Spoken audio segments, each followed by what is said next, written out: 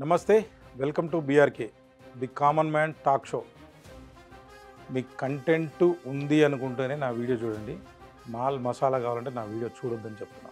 అంటే ఒక ఇద్దరు కూర్చొని డిస్కషన్ చేస్తే అది మూడో వ్యక్తికి కావచ్చు, ప్రజలకు కావచ్చు, నాకు కావచ్చు, మీకు కావచ్చు ఉపయోగపడుతుంది అనుకుంటేనే ఈ వీడియోని చూడండి. అందుకే నా షో పేరు కూడా the common man talk show అని పెట్టుకోవడం జరిగింది.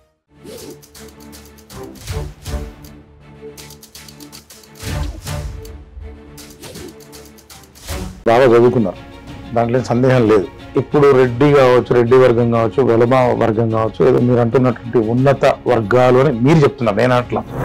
సో ఏదైతుందో వాళ్ళు పరిపాలించారు కాబట్టి మేము ఒకసారి పరిపాలిస్తే సరిపోతుందా?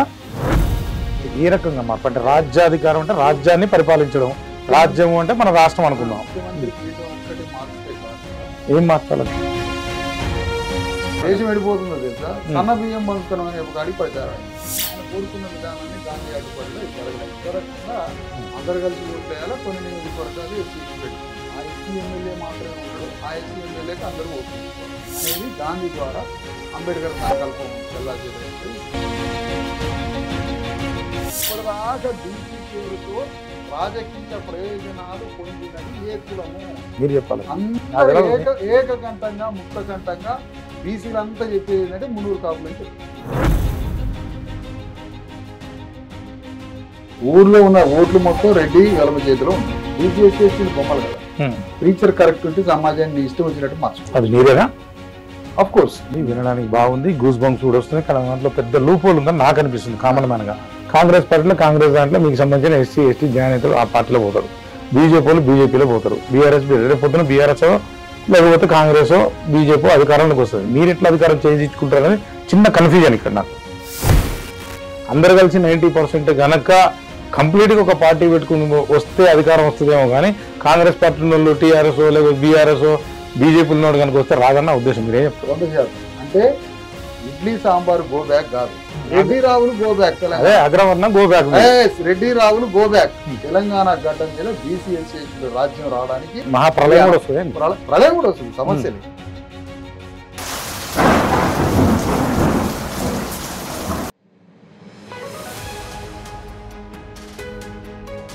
తెలంగాణ తొలి దశ మలి దశ ఉద్యమం గురించి అయితే మనందరికి తెలుసు. ఎట్లా వచ్చింది, ఎట్లా సాధించుకున్నాము. సరే, ఇప్పుడు రెండు తెలుగు రాష్ట్రాల ప్రజలంతా కూడా మన వాళ్ళే, దాంట్లో ఏం సందేహం అయితే లేదు. కానీ ఆ ఉద్యమంకి ముందు ప్రొఫెసర్ జయశంకర్ గారు అయితే తెలంగాణ ఉద్యమం అయితే నేను పోయేలోపు రావచ్చు రాకపోవచ్చు, తర్వాత అయినా వచ్చిన తర్వాత కూడా ఇంకొక ఉద్యమం కూడా వస్తుందని చెప్పారు. ఎందుకు చెప్పారో అప్పుడైతే మాకు అర్థం కాలేదు కొంచెం. ఆ తర్వాత మొన్న ఈ మధ్య ఒక ఇద్దరు ముగ్గురు మేధావులతో కావచ్చు, లేకపోతే ఆ ఉద్యమంలో పాల్గొన్న వాళ్ళతో కావచ్చు మాట్లాడితే ఇది నిజమే అని అనిపించింది. సో అది ఎందుకు వచ్చింది, ఏం జరిగింది అని తెలుసుకున్నటువంటి ప్రయత్నం చేద్దాం. అంటే ఈ మధ్య నాకు ఒక ఫ్రెండ్ అయితే కరపత్రం చూస్తున్నారు కదా. సో ఇది ఏంటిదంటే మీరు చూడండి, BC ST JAC Telangana BC ST లేకపోతే బీసీ ఎస్సీ ఎస్టీ రైట్స్ కోసం రాజ్యాధికార సాధన జేఏసీ. అసలే అంటే తెలంగాణ ఉద్యమం వచ్చింది, నీళ్లు కావచ్చు, నిధులు కావచ్చు, నియామకాలు కావచ్చు, వీటన్నిటి కోసమే మనం కొట్లాడుకున్నాం అన్న తర్వాత మళ్ళీ ఏందో కొత్తగా అంటే ఒక కామన్ మ్యాన్గా నాకైతే అర్థం కాలేదు. సో దీనికి సంబంధించినటువంటి అంటే డిఎస్పి పార్టీ గతంలో కాన్షీరామ్ గారు అంటే నేను చదువుకునే రోజుల్లో అయితే ఆయన గురించి బాగా తెలుసు. మరి ఆయనతోనే వర్క్ చేసి మళ్ళీ ఆయన్నే విభేదించి మళ్ళీ కొత్తగా పార్టీ అయితే డిఎస్పి ఈ పార్టీ అయితే పెట్టడం జరిగింది. ధర్మ సమాజ్ పార్టీ ఇది. నాకు తెలిసి ఈ పార్టీలు 2500 2600 నాకున్న సమాచారం ప్రకారం రిజిస్టర్ అయి ఉంటాయి. ఒక 10-12 పార్టీలు మనకు నేషనల్ పార్టీలు కావచ్చు, అదేవిధంగా లోకల్ పార్టీలు అంటాము. సో ఇవన్నీ కూడా రిజిస్టర్ అయి ఉంటాయి. అంతవరకే ప్రజలకైతే తెలుస్తూ ఉంటుంది. మరి ఇన్నున్నంగా కూడా అన్ని పార్టీలు పనికిరావా, మళ్ళీ డిఎస్పి పార్టీ పెట్టి మరి కొత్తగా ఈ 1,00,000 కిలోమీటర్ల మా భూమి రథయాత్ర అని ప్రారంభించడం జరిగింది. అసలు ఇది ఎందుకు, ఏం కొట్లాడాలనుకుంటున్నారు? మరి ఇందులో ఒకటైతే లేదు, మరి ఓసీలకు ఏం అవసరం లేదా? మరి ఆయన ఒక చదువుకున్నటువంటి వ్యక్తి, మేధావి అని కూడా చెప్పొచ్చు. సో ఆయనే ఇప్పుడు మనతో పాటు ఉన్నారు, డాక్టర్ విశారదన్ మహారాజ్ గారు. సార్ నమస్కారం సార్. ఇంట్రోలో నేను ఏమైనా తప్పుగా చెప్పి ఉంటే క్షమించండి. అంటే అది మీకు ఇంట్రోలో చెప్పినట్టుగా దానికి ముందుగా అంటే ఏం సమాధానం చెప్తారు మీరు? అంటే బేసికల్గా నేను కాన్షీరామ్ గారితో విభేదించలేదు. ఆయనే నా గురువు, గాడ్ ఫాదర్. ఓకే. నేను వారితో కాదు విభేదించింది, బహుజన సమాజ్ పార్టీ యొక్క సైద్ధాంతికంగా ఆ పార్టీ కోల్పోయిన స్థితి నుంచి ఆ పార్టీ నుంచి కొంచెం బయటికి రావడం జరిగింది. ఆల్టర్నేటివ్గా అదే కాంశీరామ్ గారి యొక్క లెగసీని కంటిన్యూ చేయాలి, ఆయన ఆలోచన విధానాన్ని, ఆయన రాజకీయ వ్యూహాన్ని, ఆయన పని విధానాన్ని తెలంగాణలో రివైవ్ చేయాలనే ఉద్దేశంతో కాంశీరామే నా గాడ్ ఫాదర్ కాబట్టి ఆయన గారి ఉద్యమాన్ని కొనసాగింపు కోసమే ఇక్కడ మేము ఉద్యమాన్ని చేపట్టడం జరిగింది. ఆయనతో కాదు విభేదించింది, ఆయన చనిపోయిన తర్వాత పార్టీ యొక్క ధృవాన్ని కోల్పోవడం వల్ల మాత్రమే ఈరోజు మేము ధర్మ సమాజ్ పార్టీ ఆనాడు స్థాపించడం జరిగింది. అంటే నేను అనేది ఏంటంటే ఆయన పార్టీ కోల్పోవడం అంటే ఇప్పుడు పార్టీ పరిస్థితి ఏం బాగోలేదా లేకపోతే ఆయన చనిపోయిన తర్వాత కాంశీరామ్ గారు బతికున్నంత వరకు నేను ఆ పార్టీలోనే ఉన్నాను, చనిపోయిన తర్వాత కూడా కొంతకాలం పార్టీలోనే ఉన్నాను. ఓకే, కానీ ఆ పార్టీ మాయావతి గారి లీడర్షిప్లో కాంశీరామ్ గారు ఎంచుకున్న విధానం అంటే ఏ విధానం ఎంచుకున్నారు సార్? ఇప్పుడున్నటువంటి కొంతమంది అంటే నాకు కూడా కావచ్చు, సో నేను మొన్నటిదాకా సాఫ్ట్వేర్ పని చేసుకున్నా, నాకు కూడా కావచ్చు, కామన్ మ్యాన్లకు కావచ్చు, ఇంకో అసలు ఈ పార్టీల గురించి ఏం తెలియదు. ఒకటి బీఎస్పీ అంటారు, ఒకళ్ళు ఎస్పీ అంటారు. అసలు ఇవన్నీ ఏం జరుగుతుంటాయి సార్? అంటే ఆ పార్టీలో మీకు ఏం నచ్చి ప్రజలకు ఏం చేయాలని చెప్పి ఆ పార్టీలో అసలు మొదటిగా మీరు చేయరు? జనరల్గా పార్టీలు అంటే మిషనరీ పార్టీలు ఉంటాయి, కొన్ని పార్టీలు క్యాపిటలిస్టిక్ ఫ్యూడల్ పార్టీలు వాళ్ళ ప్రయోజనాల కోసం ఉంటాయి, కొన్ని పార్టీలు యథాస్థితిగా సమాజాన్ని అంతే ఉంచాలని కొందరు, కొంతమంది సమాజాన్ని మార్చాలని కొందరు ఆర్థిక సోషలిస్ట్ పార్టీలుగా వయలెంట్గా నిర్మాణం అయ్యే పార్టీలు అంటే వామపక్ష తీవ్రవాద పార్టీలు లెఫ్ట్ రైట్ వింగ్ గురించి మాట్లాడుతున్నారు ఉన్నప్పుడు మా పార్టీ మాత్రం పూర్తి ప్రజాస్వామ్య శాంతియుత సాంస్కృతిక మార్పుతో కూడిన పార్టీ. అంటే కల్చరల్ రెవల్యూషన్, సోషల్ ట్రాన్స్ఫర్మేషన్, సమాజంలో కల్చరల్ మార్పు తీసుకొని రావాలి, సామాజిక సాంస్కృతిక ఆర్థిక రాజకీయ మార్పు తేవడానికి ఒక రాజకీయ ఆయుధం కావాలి. అంటే రాజకీయ ఆయుధంతో సమాజాన్ని మార్చడం, మీకు ప్లాట్ఫామ్, రాజకీయ ఆయుధంతో సమాజాన్ని మార్చడం అంటే ఒక మిషన్ వర్క్, అంటే ఒక సేవా దృక్పథంతో సమాజాన్ని మార్చడం కోసం పొలిటికల్ అనే ఇన్స్ట్రుమెంట్ ద్వారా కూడా పవర్ని తొందరగా చేయొచ్చు అనేది ఇక్కడ ఆయుధం.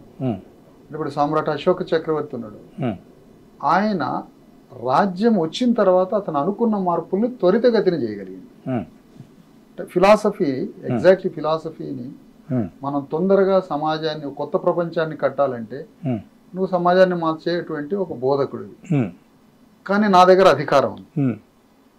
బోధకుడి ద్వారా సమాజాన్ని మార్చే ప్రక్రియ 1000 ఏళ్ళు పడితే పవర్ ఉన్నడు ద్వారా సమాజాన్ని మార్చడం అనేది 10 ఏళ్ళు పట్టింది. దానికోసం రాజకీయ ఆయుధాన్ని ఎంచుకొని ఒక లెగసీ కంటిన్యూ అవుతా ఉంది సమాజంలో మార్పు కోసం. బుద్ధుడి నుంచి, అంతకుముందు ఉన్న బింబిసారు నుంచి ప్రారంభమైనటువంటి ఉద్యమం. అందుకని అలాంటి ఒక జంబూ ద్వీపం అనే ఒక దేశం ఉంది ఇక్కడ. ఆ జంబూ ద్వీపానికి కొన్ని విలువలు ఉన్నాయి, వాల్యూస్. అంటే వర్గరహిత, కులరహిత, మతరహిత, వర్ణరహిత, ఒక ఆదర్శ సోదరభావంతో కూడిన అందరూ కలిసిమెలిసి జీవించినటువంటి ఒక గొప్ప సమాజం ఉంది జంబూ ద్వీపం. ఆ జంబూ ద్వీప సమాజాన్ని మళ్ళీ రివైవ్ చేయాలంటే మళ్ళీ దానికి ఆ గౌతమ బుద్ధుడు దాన్ని రివైవ్ చేస్తాడు అనమాట. అదే జంబూ ద్వీప వాల్యూస్. సారానాథ్లో ఆయన మొదటి ప్రారంభ ప్రసంగంలో, అంటే జ్ఞానోదయం అయిన తర్వాత బుద్ధుడు సారానాథ్లో మొదటి సందేశం ఇస్తాడు శిష్యులకి, నేను పుట్టిన ఈ జంబూ ద్వీప విలువలను పునర్జీవింపజేస్తాను అని. ఆ వాల్యూస్తో ఆ లెగసీ కంటిన్యూ అయింది సామ్రాట్ అశోక్ చక్రవర్తి దాకా వస్తుంది. అలాంటి వాల్యూస్ అన్నీ మళ్ళీ సంత్ కబీర్, సంత్ రవిదాస్, ఆ రవిదాస్ తర్వాత శివాజీ తర్వాత జ్యోతిరావు పూలే తర్వాత సాహు మహారాజ్ తర్వాత డాక్టర్ అంబేద్కర్ తర్వాత కాన్షీరామ్ తర్వాత ఇట్లా ఒక ట్రాన్స్ఫర్మేషన్ అటువంటి మూమెంట్. ఈ మూమెంట్ ఇలాంటిది మీకు ఫిలాసఫీ ఏ పార్టీలలో కనపడదు. ఇది కాన్షీరామ్ అందుకున్న లైన్, నేను అందుకున్న లైన్ కాదు. కాన్షీరామ్ మరణంతో ఈ కల్చరల్ సోషల్ ట్రాన్స్ఫర్మేషన్ మూమెంట్ ఆయన ఏర్పాటు చేసిన పార్టీలో మాకు కనిపించలేదు. ఉంటే ఉండొచ్చు, కానీ మా దృక్పథానికి కనపడలేదు. ఏం పార్టీ సార్? ఒకసారి మళ్ళీ ఒకసారి ఏం పార్టీ ఏర్పాటు చేశారు ఆయన? ఆయన ఏర్పాటు చేసింది Bahujan Samaj party. Correct sir. బహుజనులు అంటే ఎవరు నా ప్రశ్న? బహుజనులు అంటే బహు అంటే ఎక్కువ సంఖ్య అని అర్థం. బహుజనులు అంటే ప్రజా సమూహం అంటే ప్రభువులు కాని ప్రజలు అని అర్థం. కులీన వర్గం కానీ ప్రభువర్గం కానీ బ్రాహ్మణ క్షత్రియ వైశ్య అనే సమాజం మీద ఉన్నటువంటి ఉన్నత వర్గం కానీ శ్రామిక వర్గం అని అర్థం బహుజనం అంటే.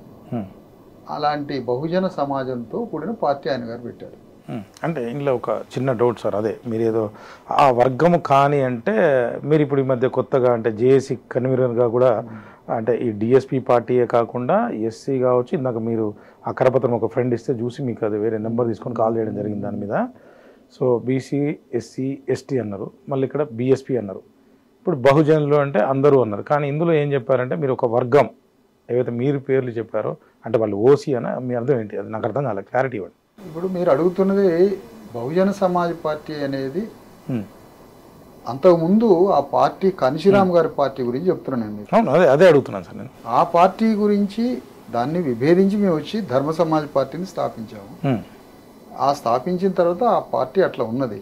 కానీ సమాజంలో బీసీ ఎస్సీ ఎస్టీలంతా ఒకటై బీసీ ఫస్ట్ దీనికన్నా ముందు ఒక చిన్న క్లారిటీ సార్, ఆ బీఎస్పీలో ఒక వర్గం కాదన్నారు, ఆ వర్గాన్ని కొంచెం ఎలాబరేట్ చెప్పగలుగుతారా అని అనేది?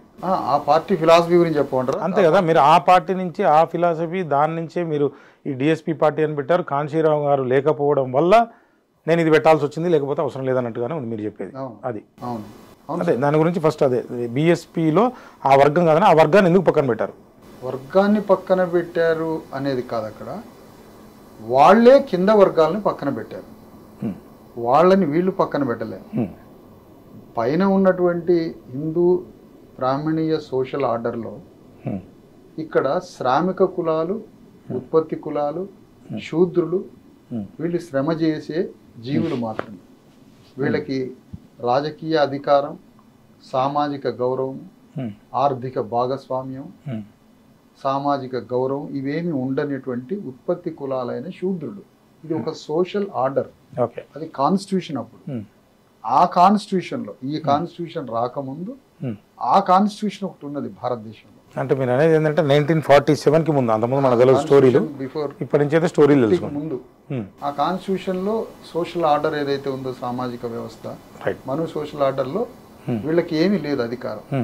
కాబట్టి ఈ అణగారిన వర్గాలందరినీ కలిపి బహుజన మనసోషల్ అంటే మనవాదం గురించి ఇంకో ఇంటర్వ్యూలో మనం చేసే ప్రయత్నం చేద్దాం. మనవాద సమాజం అప్పుడు దాన్ని ఈ వర్గాలకి బహుజన సమాజంగా వీళ్ళని పిలువబడ్డదు.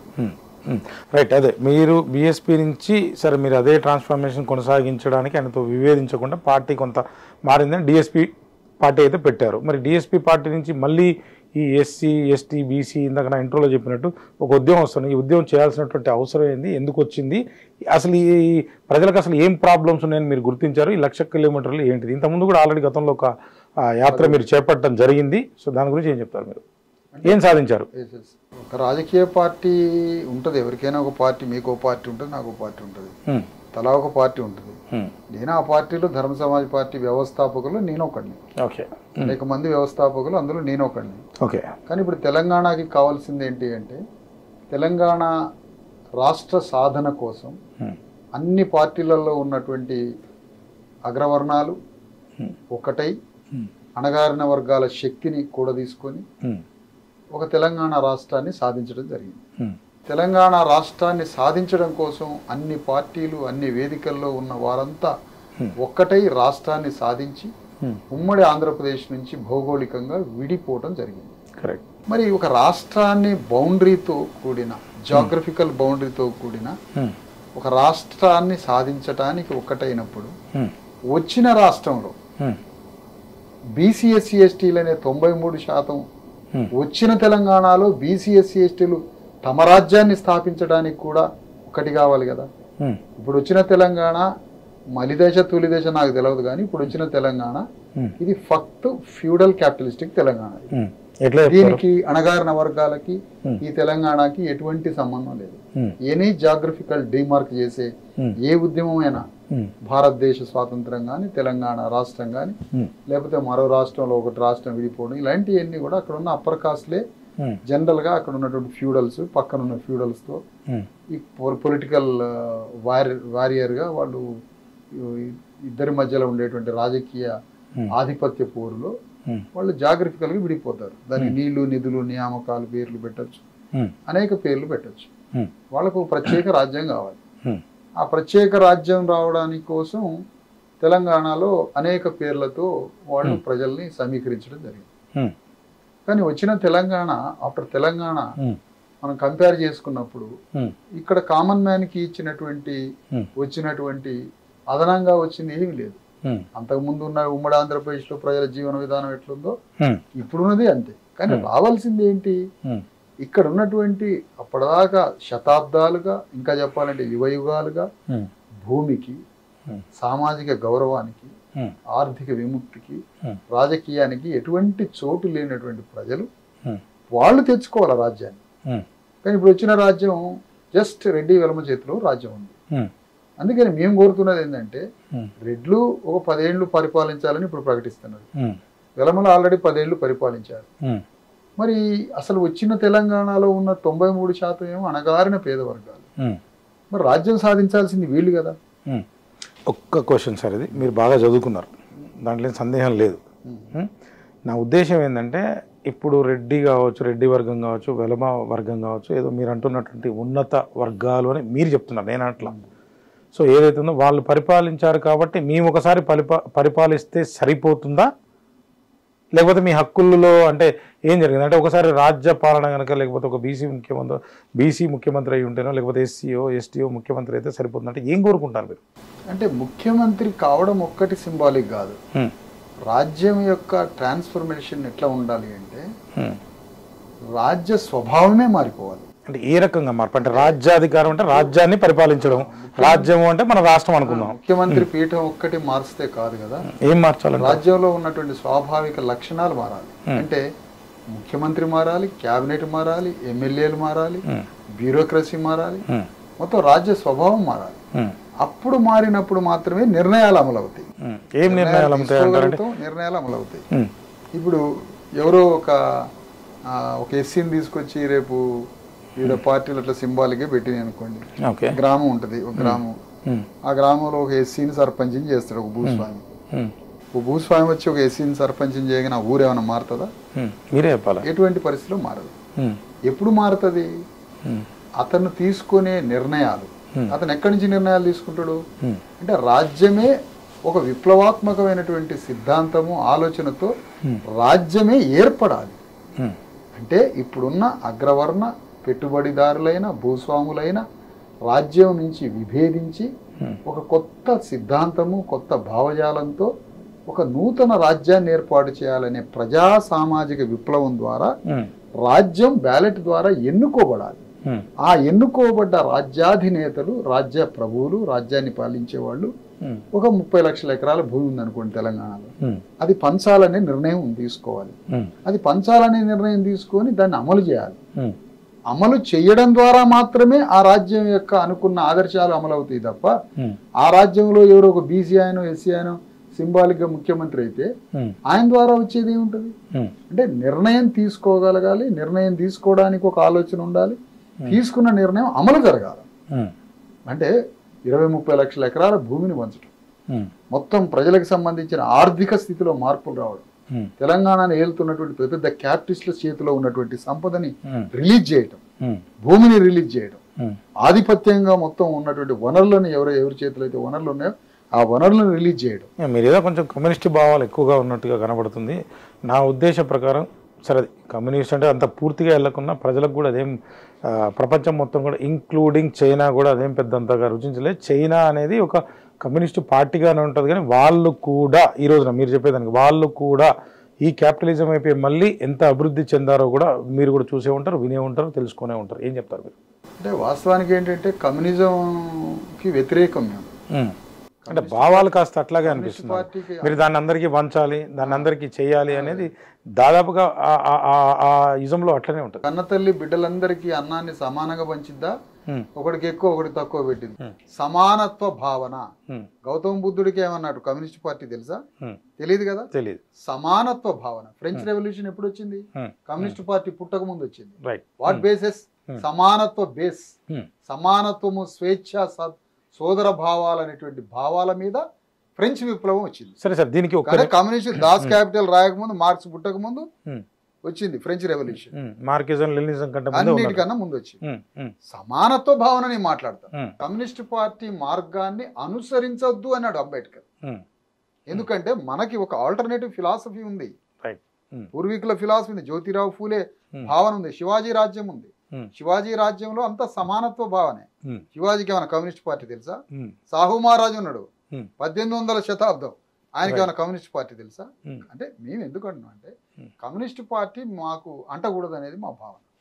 అది ఎందుకంటే వాళ్ళకి గమ్యం మంచిగానే ఉండొచ్చు కానీ గమనంలో మాకు డిఫరెన్స్. అంటే ఈ సమానత్వం దగ్గరలో మీరు ఏమని అనుకోండి, ఇది మీకు అనుకోవాలి కాదు సార్, మీరు ఒక అనుకుంటేనే మంచిది, మీరు అనుకోండి, నో ప్రాబ్లం. సమాజంలో సార్ నాకు వీక్ క్వశ్చన్, నా క్వశ్చన్ ఏంటంటే నాది వీక్ అనుకోండి, వేక్ అనుకోండి, నాకేం తెలియదు అనుకున్నా, నాకు అభ్యంతరం లేదు. నా ప్రాబ్లం ఏంటంటే మీరు ఇందాక ఆ పొలాన్ని ఏదో పంచాలి అని చెప్పారు కదా, సమానత్వం అనేది. నాకు చిన్న క్వశ్చన్ ఏంటంటే ఇద్దరికి ఇద్దరు అన్నదమ్ములు అనుకోండి, ఫ్రెండ్స్ అనుకోండి, లేకపోతే నేను అనుకోండి, మీరు అనుకోండి, 2 ఎకరాలు ఇచ్చారు అనుకుందాం, సపోజ్ 2 ఎకరాలు ఇచ్చారు మీరు, ఓకే. సాయంత్రానికి మనకి డబ్బులు ఇచ్చే ఒక వ్యక్తి అనుకుందాం కొంచెంసేపు. మీరేంటంటే కష్టపడి మీకు తెలివితేటలున్నాయి, బాగున్నాయి, కొంచెం దృఢంగా ఉన్నారు, 1 ఎకరం చేసేసారు మీరు, నేను 1/2 ఎకరం చేస్తాను. వీళ్ళిద్దరికి పైసలు సమానంగా ఇవ్వాలా, ఎవరెంత చేస్తే అంత ఇవ్వాలా? అంటే దృఢంగా ఉండి చేస్తే అట్లాగా సార్. ఇప్పుడు 2 ఎకరాలు ఇచ్చాం సార్ మనం ఒకరికి, 2 ఎకరాలు ఏం చేసినట్టు మీకు ఎకరం నాకు ఎకరం ఇచ్చారు, ఇద్దరం దుంతాం, ఇద్దరికి పైసలు అనేవి సమానంగా ఇవ్వాలి. నేనేం చేస్తానంటే 1/2 ఎకరాన్ని దుంతా సాయంత్రానికి, మీరు ఫుల్ ఎకరా దుంతారు, పని అయిపోయింది. సో వీళ్ళిద్దరికి పైసలు సమానంగా ఇవ్వాలన్నా, వాడికి 1 ఎకరాకి ఫుల్ ఇంత రేటు కట్టించి వీడు ఆఫ్ చేశాడు కాబట్టి హాఫ్ పైసలు ఇవ్వాలన్నా? అంటే ఇప్పుడు దీనికి ఒక అర్థం ఉంది సార్. ఇప్పుడు మహిళ ఉంది, ఒక మహిళ ఎక్కువ పని చేయలేదు అనుకోండి, ఒక పురుషుడు బాగా బలంగా పనిచేసిండు అనుకోండి, అయినా కూడా మనం మహిళని రెస్పెక్ట్ చేసి ఆమెకి పని తక్కువ చేసే సామర్థ్యం శారీరకంగా తక్కువ ఉన్నా, ఒక వికలాంగుడు పని చేయలేకపోయినా, వికలాంగుడికైనా మహిళకైనా సమాజంలో దివ్యాంగుడికైనా వాళ్ళు పుట్టుకరీత్యా బలహీనులు కావచ్చు, వాళ్ళకి ప్రకృతి ఆ విధమైన ఇచ్చినా వాళ్ళకి రెస్పెక్ట్ చేసి వాళ్ళకి రావాల్సిన కూలీని ఇస్తున్నాం కదా. అది చేయూతని అందించడం అంటారు, సహకారం అందించడం అంటారు, వాళ్ళని కూడా పైకి తీసుకొచ్చారు, మీరు బాగా చెప్పారు. కానీ నేనేమంటున్నా, ఇద్దరు దృఢంగా ఉన్నారు కానీ పని చేయలేకపోయారు, మీరేం చెప్తారు? పని చేయలేకపోవడానికి కారణం ఏంటి? చేయడు వాడు. ఎందుకంటే ఇప్పుడు వాడు ఏం చేస్తాడంటే, నేను ఇంత చేసినా అంత చేసినా ఇంతే వస్తుంది కదా, అవసరం లేదు అనుకుంటే, నేను ఎకరం దున్నా 1/2 ఎకరం దున్నా నాకు వచ్చేది 100గా అని చెప్పి రేపటి నుంచి నేను ఏం చేస్తానంటే హాయిగా పడుకుంటా. లేదు, నేను అట్లా చేయను. పని ఎందుకు చేయట్లేదో పని చేపిస్తాం మేము. పని నుంచి తప్పించుకుంటే మాత్రం ఖచ్చితంగా అడుగుతాం. పని చేస్తున్నారా లేదా అనేది మానిటర్ చేస్తాం కానీ సాయంత్రానికి ఇద్దరిని కూర్చోబెట్టి ఈయన పని చేయలేదు, ఈయన పని చేసిండు అన్న ప్రామాణికం కాదు. టోటల్ మానిటర్ చేస్తాను నేను 12 hours. అతను పని చేయకుండా తప్పించుకొని చెట్టు కింద పండుకుంటే గల్లాబట్టి లేపి పని చేపిస్తాం. మీరేమో ఈవినింగ్ 5 o'clock మీరు శాలరీ ఇవ్వాలనుకుంటారు, నేను 5 o'clock దాకా మానిటర్ చేస్తాను నేను. ఎందుకంటే ఎప్పుడైనా కూడా మనుషుల యొక్క స్వభావాన్ని మానిటర్ చేయడంలో, మేల్కొని ఉండడంలోనే ట్రాన్స్ఫార్మ్ అవుతుంది. అంతే తప్ప సాయంత్రం 5ంటికి పండుకున్నోడు లేచినోడు నేను చూడను. మానిటర్ చేసి డిటెక్ట్ చేసి వాడిని పట్టుకుంటాను నేను. అది అందుకని మీరు చెప్పేది ఏంటంటే చైనా సిద్ధాంతం చెప్తున్నారు, లేదంటే ఇంకోటి చెప్తున్నారు. అంటే శ్రమించకుండా బద్ధకస్తుడై పని చేయకుండా ఉన్న వాడికి శాలరీ ఇవ్వచ్చా అనేది మీరు ఏదో ప్రతిపాదన చేస్తారు. అదే సార్, నా ప్రతిపాదన ఏంటంటే మీరు అందరికీ సమానంగా పంచాలంటే నేను అనేది ఏంటంటే, నేను కష్టపడి 1 కోటి రూపాయలు నేను సంపాదించుకుంటా, దీంట్లో ప్రొడక్టివిటీ మీరు చెప్పిన దాంట్లో దెబ్బతింటదిగా అనేది నాకు అనిపిస్తుంది. ఆ మాటకు వస్తే ఒడ్డున కూర్చొని పెత్తనం చేసేవాడి దగ్గర ఆస్తి ఉండకూడదు. మరి మీరు చెప్పేదాన్ని బట్టి మొత్తం భూమిలో కూర్చొని శ్రమించేవాడు ఎవడైతే ఉంటాడో వాడికే మొత్తం చెప్పాలి. మరి సర్వసంపద చేసుకుంటాడు తీసుకుని చెప్పట్లేదు కదా మనం, అప్ప చెప్పడం కూడా చేసుకొని పోతాడు. దేశం వెళ్ళిపోతుందో తెలుసా? సన్న బియ్యం పంచుతాం అని ఒక కాడికి ప్రచారం అయింది. సన్న బియ్యం పండించినోడు ఎవడు అసలు? ఈళ్ళు తక్కువ వస్తుంది కాబట్టి పండించట్లేదు. సన్న బియ్యం ఇప్పుడు సన్న బియ్యం పెడుతున్నాం రోజు పేపర్లు అయ్యాయి. అసలు సన్న బియ్యం పండించేది ఎవరు? అంటే పండించేటోడికే సన్న బియ్యం పంచే కాడికి వచ్చింది దేశం. చెప్తాను, అది గొప్పతనం అయిపోయింది ఈ పాలకులు. అదే నేనేమన్నానంటే సార్, మీరు తెలంగాణ రాష్ట్రం అంటే ఇప్పటికి వచ్చేసి 11 సంవత్సరాలు దాటిపోయింది అంటే, మీకు కొత్తగా బీసీలకి ఎస్టీలకి వీళ్ళు రాజ్యాధికారం సాధిస్తే మేము చేసుకోగలం సార్. ఆ ముఖ్యమైనటువంటి అంటే ఒక 2-3 ఉంటాయి మీకు కూడా. ఇప్పుడు తెలంగాణకి సంబంధించి అదే మనం అనుకున్నట్టుగా నీళ్లు, నిధులు, నియామకాలు ఏదో చెప్పారు, మన నీళ్ళు మనకుంటాయి ఏదో చెప్పారు.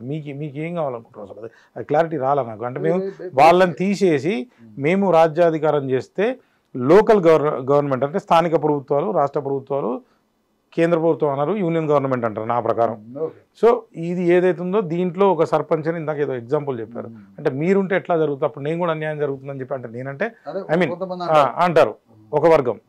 దీనికి మీ సమాధానం? అంటే బేసికల్గా ఏంటంటే సార్, రాజ్యాన్ని డెమోక్రసీలో రిపబ్లిక్ స్టేట్స్ ఫామ్ అయిన తర్వాత ప్రపంచంలో ప్రజాస్వామ్య దేశాలు, గణతంత్ర దేశాలు ఇవన్నీ వచ్చిన తర్వాత ప్రభువులు, ప్రభు వర్గాలు, భూస్వాములు, పెద్ద పెద్ద జమీందారులు ఇవన్నీ కూలిపోయి ప్రజాభిప్రాయం ప్రకారం తమ అభిప్రాయాన్ని ఓటు రూపంలో ప్రజలే ప్రభుత్వాన్ని ఎన్నుకునేటువంటి ఒక వ్యవస్థ ప్రారంభమైంది గత లాస్ట్ ఒక 150 to 100 years నుంచి. అనేక దేశాల్లో, మన దేశంలో 1950 నుంచి స్టార్ట్ అయింది. అంటే అంతవరకు ప్రభు వర్గాలు, వేల లక్షల ఎకరాలున్న భూస్వాములే వాళ్లే రాజ్యాలని పరిపాలించే వ్యవస్థ. అనేక దేశాల్లో విప్లవాలు వచ్చినాయి. ఆ విప్లవాల రూపంలో ప్రజాస్వామ్య దేశాలు ప్రారంభమైంది. ప్రజాస్వామ్యంలో ప్రజలంతా ఒక అభిప్రాయాన్ని ఏర్పాటు చేసుకుంటారు. మీరు 10 మందికి, మాకు 10 మందికి అభిప్రాయం ఉంటుంది. అంతకుముందు ఉన్నటువంటి ప్రభులకు అభిప్రాయానికి సంబంధం లేదు. ఎగ్జాక్ట్లీ వాళ్లే రాజ్యాన్ని వెళ్ళేది. రాజుల భూమి, ఆస్తి, పెత్తనంతో ఉండే. మరి ప్రభుత్వాలు ఏర్పడి, ప్రజాస్వామ్య ప్రభుత్వాలు ఏర్పడిన తర్వాత తెలంగాణలో ఏ ప్రజలు పరిపాలించాలి? అణగారిన 90% మంది పైన ఉన్నటువంటి అణగారిన 93% దాకా ఉన్న బీసీ, ఎస్సీ, ఎస్టీ ప్రజలే తెలంగాణని పరిపాలించాలి అని మీరు ఎట్లా చెప్తారంటే, నేను ఇప్పుడు అసెంబ్లీ సపోజ్ ఉన్నది సార్, దానికి సంబంధించి ఎస్సీ కావచ్చు, బీసీ కావచ్చు, ఎస్టీ కావచ్చు, జనరల్ కేటగిరీ కావచ్చు, ఈ విధంగా సపోజ్ అసెంబ్లీ తీసుకుందాం మనం. ఈ అసెంబ్లీలో ఏదైతే ఉందో దానికి సంబంధించినటువంటి రిజర్వేషన్లు ఆల్రెడీ ఉన్నాయి, కొత్తగా ఏం కావాలనేది నాకు అర్థం కాలేదు. అంటే కొత్తగా అంటే రిజర్వేషన్స్ కూడా మీరు ఇచ్చినయం కాదు, అగ్రవర్ణాలు ఇచ్చినయం కాదు. రిజర్వేషన్స్ అనేవి వెనుకబడ్డ వర్గాల తరఫున వాదనలు జరిగి మహాత్మా జ్యోతిరావు పూలే, సాహు మహారాజుల ద్వారా ఆ పరంపర కొనసాగి అది రాజ్యాంగబద్ధంగా మారి అంబేద్కర్ రూపంలో కాన్స్టిట్యూషనల్ ప్రొవిజన్స్ వచ్చినాయి ఎస్సీ ఎస్టీలకి అసెంబ్లీలు. మీరు చెప్పేది సామాజికంగానా, ఆర్థికంగానా? అంటే రాజకీయ రిజర్వేషన్లు అవి సార్. రాజకీయ రిజర్వేషన్ గురించి నేను కూడా ఎట్లా వచ్చినాయి? అదే రాజకీయ రిజర్వేషన్లు అంబేద్కర్ తీసుకొచ్చినటువంటి సపరేట్ ఎలక్టోరల్స్, రిఫార్మ్స్, అది పూనా ఉడంబడిక ద్వారా వచ్చినాయి. వాస్తవానికి ఆయన కోరుకున్న అసెంబ్లీలు కూడా ఇట్లాగంటే కాదు, పార్లమెంట్ అది 2 ఓట్లు ఉంటాయి. ఒక ఓటేమో జనరల్ దానికి వేయాలా, ఒక ఓటేమో ఎస్సీ అభ్యర్థికి వేసుకుంటే తమ ఎన్నుకున్న ఎస్సీ అభ్యర్థి అసెంబ్లీలోకి పోతే ఆ ఎస్సీ వర్గాన్ని గురించి, ఆ ఎస్టీ వర్గం గురించి మాట్లాడతాడు. జనరల్ అభ్యర్థి జనరల్ గా నియోజకవర్గంలో పరిపాలిస్తాడు. ప్రత్యేకంగా వెనుకబడ్డ వర్గాల నుంచి ఒక ప్రతినిధి అదే అసెంబ్లీకి పోతాడు. అసెంబ్లీ నుంచి ఆయన కోరుకున్న విధానాన్ని గాంధీ అడ్డుపడ్డాడు. అది జరగకుండా అందరు కలిసి ఓట్లు వేయాలా, కొన్ని నియోజకవర్గాలు ఎస్సీకి పెట్టుకుంటే ఆ ఎస్సీ ఎమ్మెల్యే మాత్రమే ఉంటాడు, ఆ ఎస్సీ ఎమ్మెల్యేకి అందరూ ఓట్లు వేసుకోవాలి అనేది గాంధీ ద్వారా అంబేద్కర్ సంకల్పం చెల్లా చెదరైపోయి గాంధీ తొండివాదంతో గెలిచి జరగకుండా అందరు కలిసి ఓట్లు వేయాలా, కొన్ని నియోజకవర్గాలు ఎస్సీకి పెట్టుకుంటే ఆ ఎస్సీ ఎమ్మెల్యే మాత్రమే ఉంటాడు, ఆ ఎస్సీ ఎమ్మెల్యేకి అందరూ ఓట్లు వేసుకోవాలి అనేది గాంధీ ద్వారా అంబేద్కర్ సంకల్పం చెల్లా చెదరైపోయి గాంధీ తొండివాదంతో గెలిచి ఆ విధమైన క్లారిటీ రాలేదు సార్. అంటే ఇప్పుడు సామాజికంగా, ఆర్థికంగా ఈ రెండింటికి కొంచెం తేడా ఉంది. దీన్ని ఎట్లా డిఫైన్ చేస్తారు అసలు? ఫస్ట్ అంటే అంబేద్కర్ తీసుకొచ్చినది రాజకీయ రిజర్వేషన్లు అంటున్నా, అవి రాజకీయ పరమైన. అదే సార్, ఆ రాజకీయ రిజర్వేషన్లు అనుకోండి, జాబ్స్ ఏమని అనుకోండి, మొత్తం మీద అయితే సామాజికంగానా, ఆర్థికంగానా నా ప్రశ్న. అవి రాజకీయ పరమైన రిజర్వేషన్. అదే సార్, రాజకీయ పరమైనటువంటి రిజర్వేషన్లే. సపోజ్ ఇప్పుడు నేను ఎస్సీ అనుకోండి, ఈయనకు టికెట్ ఇవ్వాలి. పాయింట్ అండి, సామాజికంగా యుగయుగాలుగా వెనుకబడ్డ అంటరాని ఆదివాసి అణచివేయబడ్డ వర్గాలకి రాజకీయ ప్రాతినిధ్యంలో స్థానం లేదు కాబట్టి, రాజకీయ భాగస్వామ్యం లేదు కాబట్టి, చట్టాలు శాసనాలు చేసే దగ్గర కూడా మెజారిటీ ప్రజలు అక్కడ ఉండాలి కాబట్టి, ఇప్పుడు 1000 ఎకరాల భూస్వామి చట్టసభలో కూర్చుంటే అతను ప్రజల యొక్క ప్రయోజనాలు ఎట్లా నెరవేరుస్తాడు? అణగారిన వర్గాల తరపున కూడా ప్రతినిధులు చట్టసభల్లో ఉండాలనేది ప్రజాస్వామ్య వాదన కదా. కాబట్టి ఈ అణగారిన వర్గాలకి ప్రత్యేక నియోజకవర్గాలని తయారు చేసిండు అంబేద్కర్. ప్రత్యేక నియోజకవర్గాలు తయారు చేసిండు. ప్రత్యేక నియోజకవర్గాల నుంచి అభ్యర్థులు అసెంబ్లీలోకి పోయారు, ఎస్సీల నుంచి ఎస్టీల నుంచి పోయారు. కానీ వాస్తవంగా అంబేద్కర్ కోరింది అది కాదంటున్నా, గాంధీ వల్ల అది మారిపోయింది. పూనా ఉడంబడికలో అది మారిపోయింది. అప్పటిదాకా ఉన్న అసెంబ్లీలలో, అసెంబ్లీ పార్లమెంట్లు ఎట్లా ఉండాలంటే 2 ఓట్లు ఉంటాయి, ఒకటి జనరల్ అభ్యర్థి, ఒకటి తమ వర్గ అభ్యర్థికి వేసుకోవడం. అది పోయింది అంటున్నా. పోవడం వల్ల ప్రయోజనాలు దెబ్బతిన్నాయి జనరల్ అసెంబ్లీ అనేది. తర్వాత బీసీలు ఉన్నారు, బీసీలకు ఆ రాజ్యాంగ ఎస్సీ ఎస్టీలకు వచ్చినట్టుగా రాజ్యాంగం రాలేదు. అందుకని ఏనా కూడా రాజ్యం ఇచ్చేటువంటి చట్టాలు కాకుండా అవి తాత్కాలిక ప్రయోజనాలు మాత్రమే. శాశ్వత విముక్తి ఈ మెజారిటీ వర్గాలంతా ఒక్కటై తమ చేతిలోకి రాజ్యాన్ని తీసుకోవడం. అంటే ఇప్పుడు దీనికి సంబంధించి పార్లమెంట్లో కూడా బిల్లు పెట్టాల్సిన అవసరం లేదు. గెలవాలి అంటే ఖచ్చితంగా అంటే జనరల్ కేటగిరీలో మీరు అందరూ పోటీ చేసి బీసీ కావచ్చు, ఎస్సీ కావచ్చు, ఎస్టీ కావచ్చు, కొట్లాడి నేనే ముఖ్యమంత్రి అయితే అయిపోతుంది అంటారు. అదే సార్ ఇక్కడ కూడా ప్రాబ్లం జరుగుతుంది. నెక్స్ట్ ఇంకో ప్రాబ్లం జరుగుతుంది. ఇప్పుడు మొన్నటిదాకా పద్మశ్రీ కావచ్చు, అదే మందకృష్ణ మాదిగ గారు కావచ్చు, దాంట్లో కూడా 30 నుంచి 35 సంవత్సరాలు పోరాటం చేసి మళ్ళీ దాంట్లో కూడా ఏదో ఏబిసిడి అనేలాగానే ఇందులో కూడా ఎస్సీ ముఖ్యమంత్రి కావాలని ఒక కొట్లాట వస్తుంది, ఎస్టీ ముఖ్యమంత్రి కావాలని ఇంకో కొట్లాట వస్తుంది, బీసీ కావాలని ఇంకో కొట్లాట. నేనేమంటే కామన్ మ్యాన్గా నాకు అనిపించింది, సపోజ్ ఇప్పుడు నేను శ్రీనివాస్ మాదిగా అనుకోండి, నేను నా కొడుక్కి వాడికి కూడా రిషిక్ మాదిగా లేకపోతే వాడి కొడుక్కి ఏదో పేరు పెట్టి ఇది పెట్టే బదులు అసలు దీన్నే అంతం చేసేస్తే అందరినీ జనరలైజ్ కనుక చేయగలిగితే ఎవరు ఎక్కడైనా పోటీ చేసుకోవచ్చు. వాళ్ళందరికీ కూడా ఆర్థికంగా మనం ఎట్లా ఎదగాలి అనేటువంటి పరిస్థితిని మనం ఇప్పుడున్నటువంటి 2005 సంవత్సరంలో మనం ఏదైతే ఉన్నాం 2025లో ఇంకా వాటి గురించి ఇంకా నువ్వు అదే కులంరా, ఇంకా నువ్వు ఎస్టీరా అని మనమే క్రియేట్ చేసుకుంటే ఉన్నటువంటిది ఒక కామన్గా నాకు అనిపిస్తుంది. మీరేం చెప్తారు? అంటే ఇప్పుడు సమాజాన్ని మార్పు చేయడం అనేది ఎట్నుంచి ఎటు ప్రారంభించాలనేది సబ్జెక్టు. అణగారిన వర్గాలని తమ కులం గురించో, తమ పేదరికం గురించో, తమ ఐడెంటిటీ గురించో మాట్లాడుతుంటే నీలాంటి పెద్ద మనిషి ఒక ఆయన వచ్చి, చిన్న మనిషి పెద్ద మనిషి కామన్ మ్యాన్ అంటున్నారు, కానీ నేను పెద్ద మనిషి అంటున్నాను. ఈ ప్రోగ్రామ్ కామన్ మ్యానే కావచ్చు, కానీ మీరు పెద్ద మనిషి. కాబట్టి మీ పెద్ద మనుషులకు నేనేం చెప్తున్నానంటే, కింద వర్గాలంతా లేచి అడుగుతున్నారు, అయ్యా మేము పలానా మాదిగలం, పలానా వాళ్ళం, పలానా అణగారిన వర్గాలం అని కులం పేరు మీదనో అస్తిత్వమో ఐడెంటిఫికేషన్ అడుగుతున్నారు. మీలాంటి మనిషి వచ్చి ఈ కులాలు లేదు పాలు లేదు అన్ని సమస్య పోవాలని అంటాను. ఎస్, దీనికి సిద్ధమే. అది ఎప్పుడు స్టార్ట్ చేద్దాము? ఎవరైతే వర్గాల చేతిలో రాజ్యము, భూమి, సంపద, వనరులు సమస్తం 10% దగ్గర ఉన్నదో అది మొత్తం రిలీజ్ చేసి డిస్ట్రిబ్యూషన్ చేసిన తర్వాత అప్పుడు నిర్ణయం తీసుకున్నాం. కులం లేదు పాడు లేదు, అందరం ఒక్కటిగా బతుకుదాం.